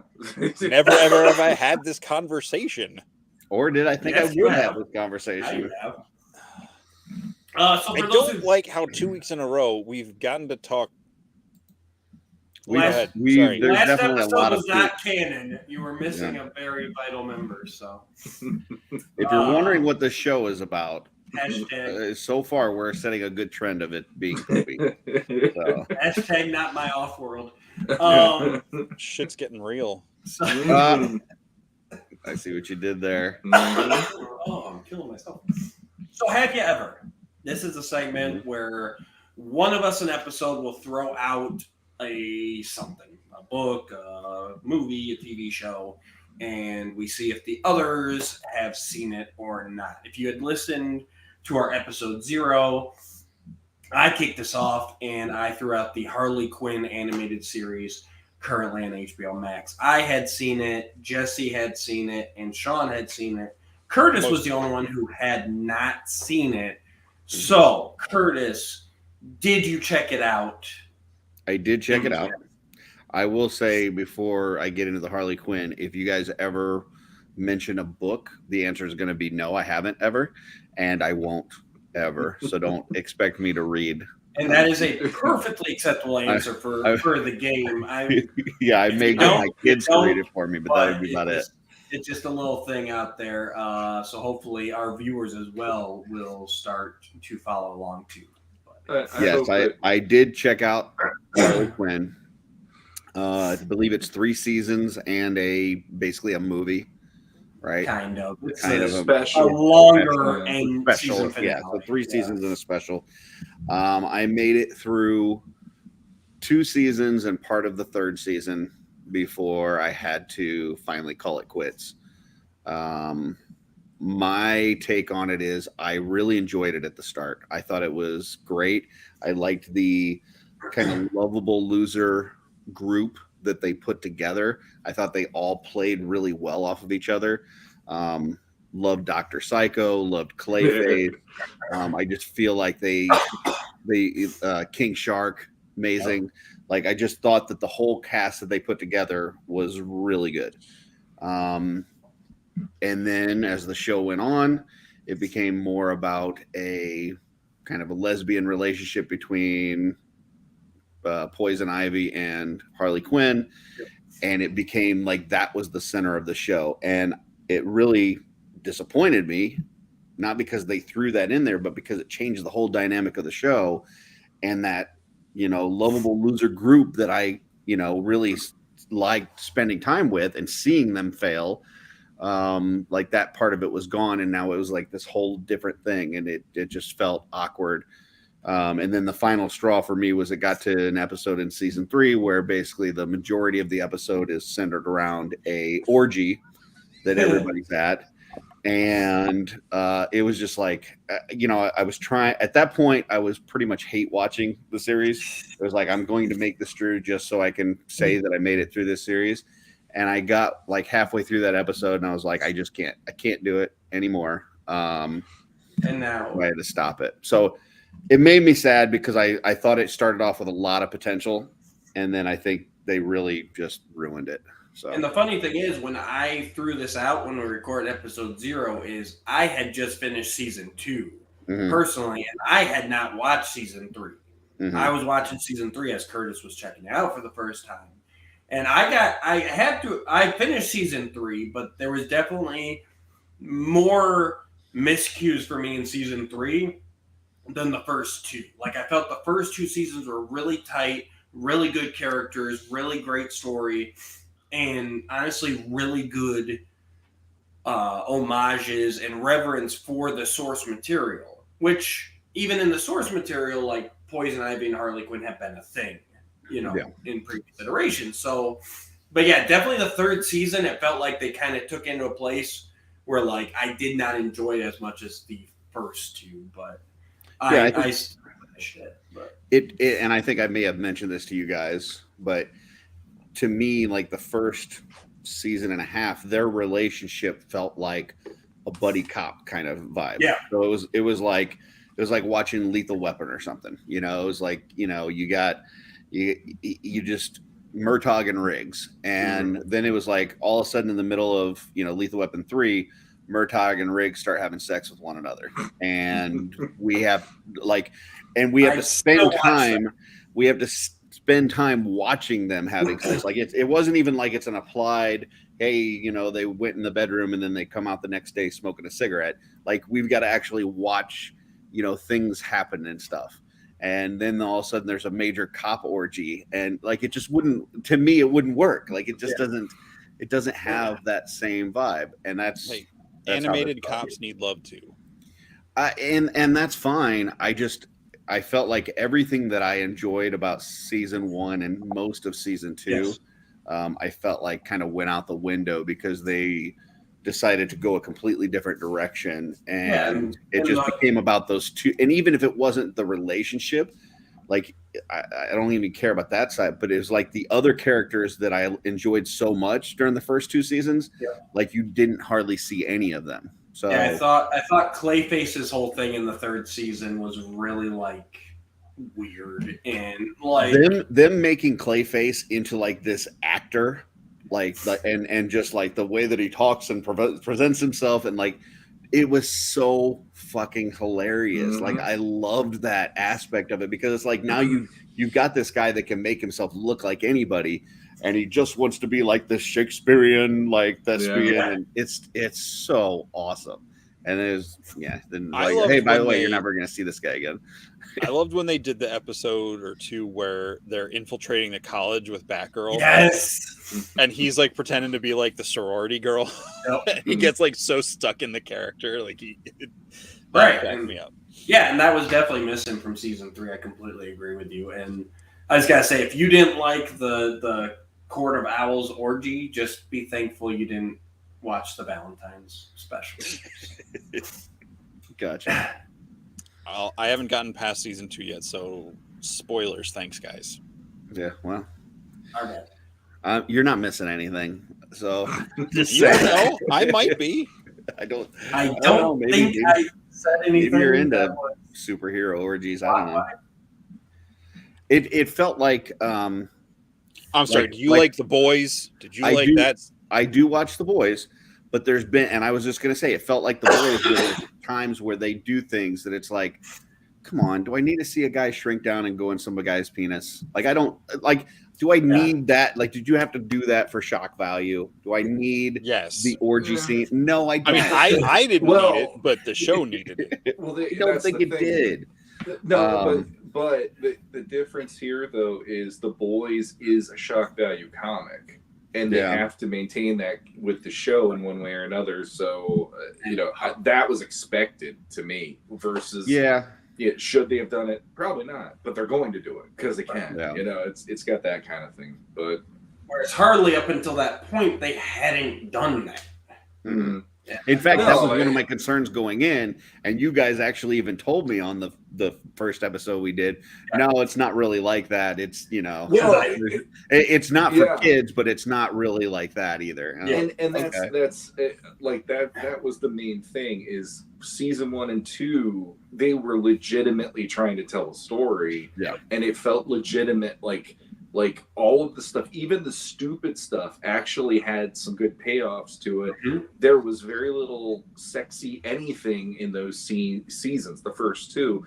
The third season, it's just like they threw the script out the window, and then the next thing you know, oh, we're going to do all these other things. And for me personally, it was not offensive because I've seen worse on The Boys or on in other places, and it's like there's no nudity where it's showing off too much or whatever, because they're always censoring one way or another or hiding some way or another, like in the comics and stuff. But yeah, for me, I think it's funny. I'm one of those people where that kind of comedy usually does get me to laugh. The Valentine's Day episode had me laughing my ass off, but is it necessary? No, it wasn't a necessary. That's why that special is like, you probably don't even need to watch that if you want to watch season 4 if you're still on board with the show. But yeah, I wouldn't say I was offended as much as I just it was such a departure from what they had created that it was just depressing. And that's it. The one thing, like we agree completely on that. The first 2 seasons are actually worthwhile. Oh yeah, and you can end it right there at the end of season 2. And to be honest, the stuff that ends there, it doesn't really carry forward too much into season 3 to make you feel like you're missing out if you don't want to keep going. It's more, okay, it ends there. I'm happy. Just move on with your life or whatever. I love the way they portray the Joker too, because like he's a dick. Like just, like just a self-centered asshole. Like I did like the one where Batman gets unmasked. That was pretty funny too. Yeah. I thought it was Where's great. my electric car, Bruce? Oh, and like how they all like kept treating Bane like shit. That was That's one of my favorite things. I love that it's basically whoever has to deal with him, it's like you're on babysitting duty all the time. They're like, oh, do I have to deal with this guy? When they give him the folding chair and the rest of them are like in the regular chairs. Yeah. I liked when they when they went into like the pit prison, and they have to do like the variety show or whatever. Oh yeah, the whole distraction thing. Yeah, there's some good stuff there. I still recommend Harley Quinn seasons 1 and 2. 3 is completely optional. So. Yeah, I agree. So now for this week, I will send it over to you, Curtis. What is our next?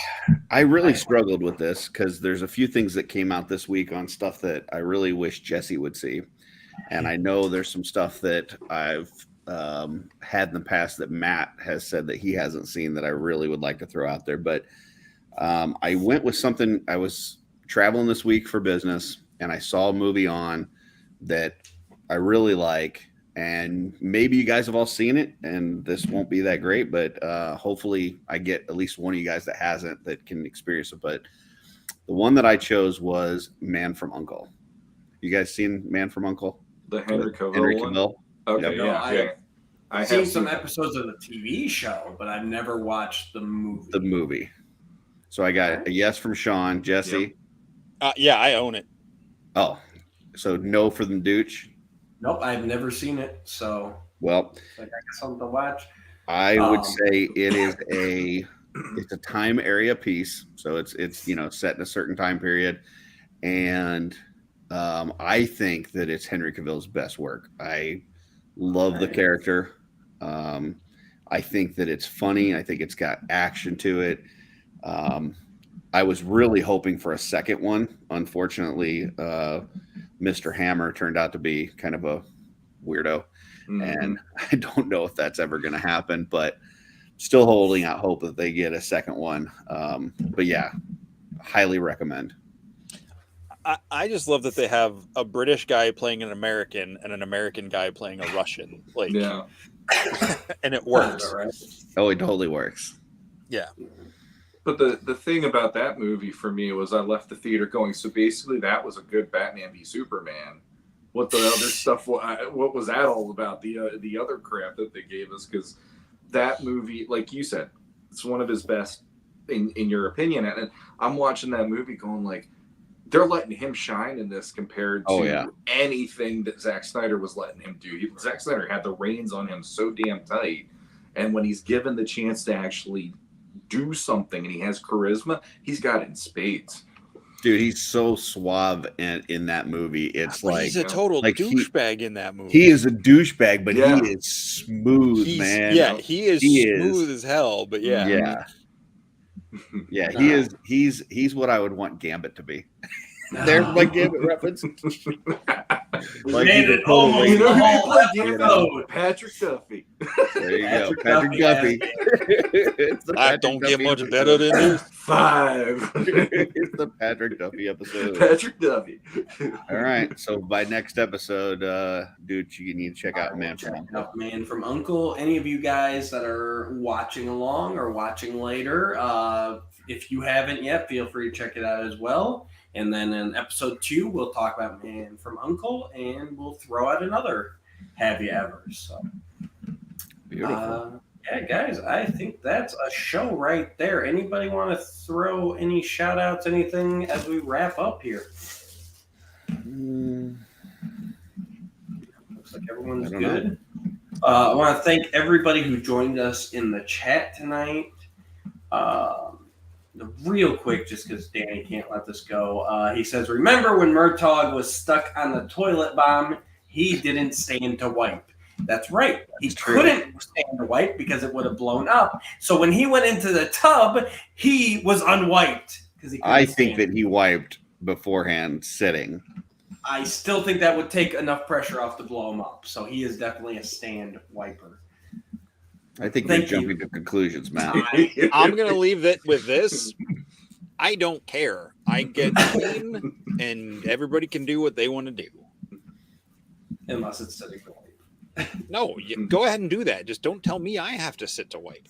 I'm not telling you have to sit to wipe. I'm just telling you that I've never heard of such a thing. I'm not telling me that you're telling me to do that. All right, I hope guys. we end the show like this every time. Thanks for tuning in. Hit those buttons down below. Subscribe. We'll be back on the 28th, Jesse, correct? 28th? I don't know math. Okay. 28th of April, 2 weeks from tonight. Where we'll back talk here. about butt hair and if it impairs your ability to wipe. And if you ever get things stuck down there, look for that on the next episode. I'm gonna hit the end broadcast now. Bye. Bye. Check out Legendati. It's our group on Facebook. Well, it's a private group. It's lots of fun. We're all admins. So good night, everybody. Say good night, John boys.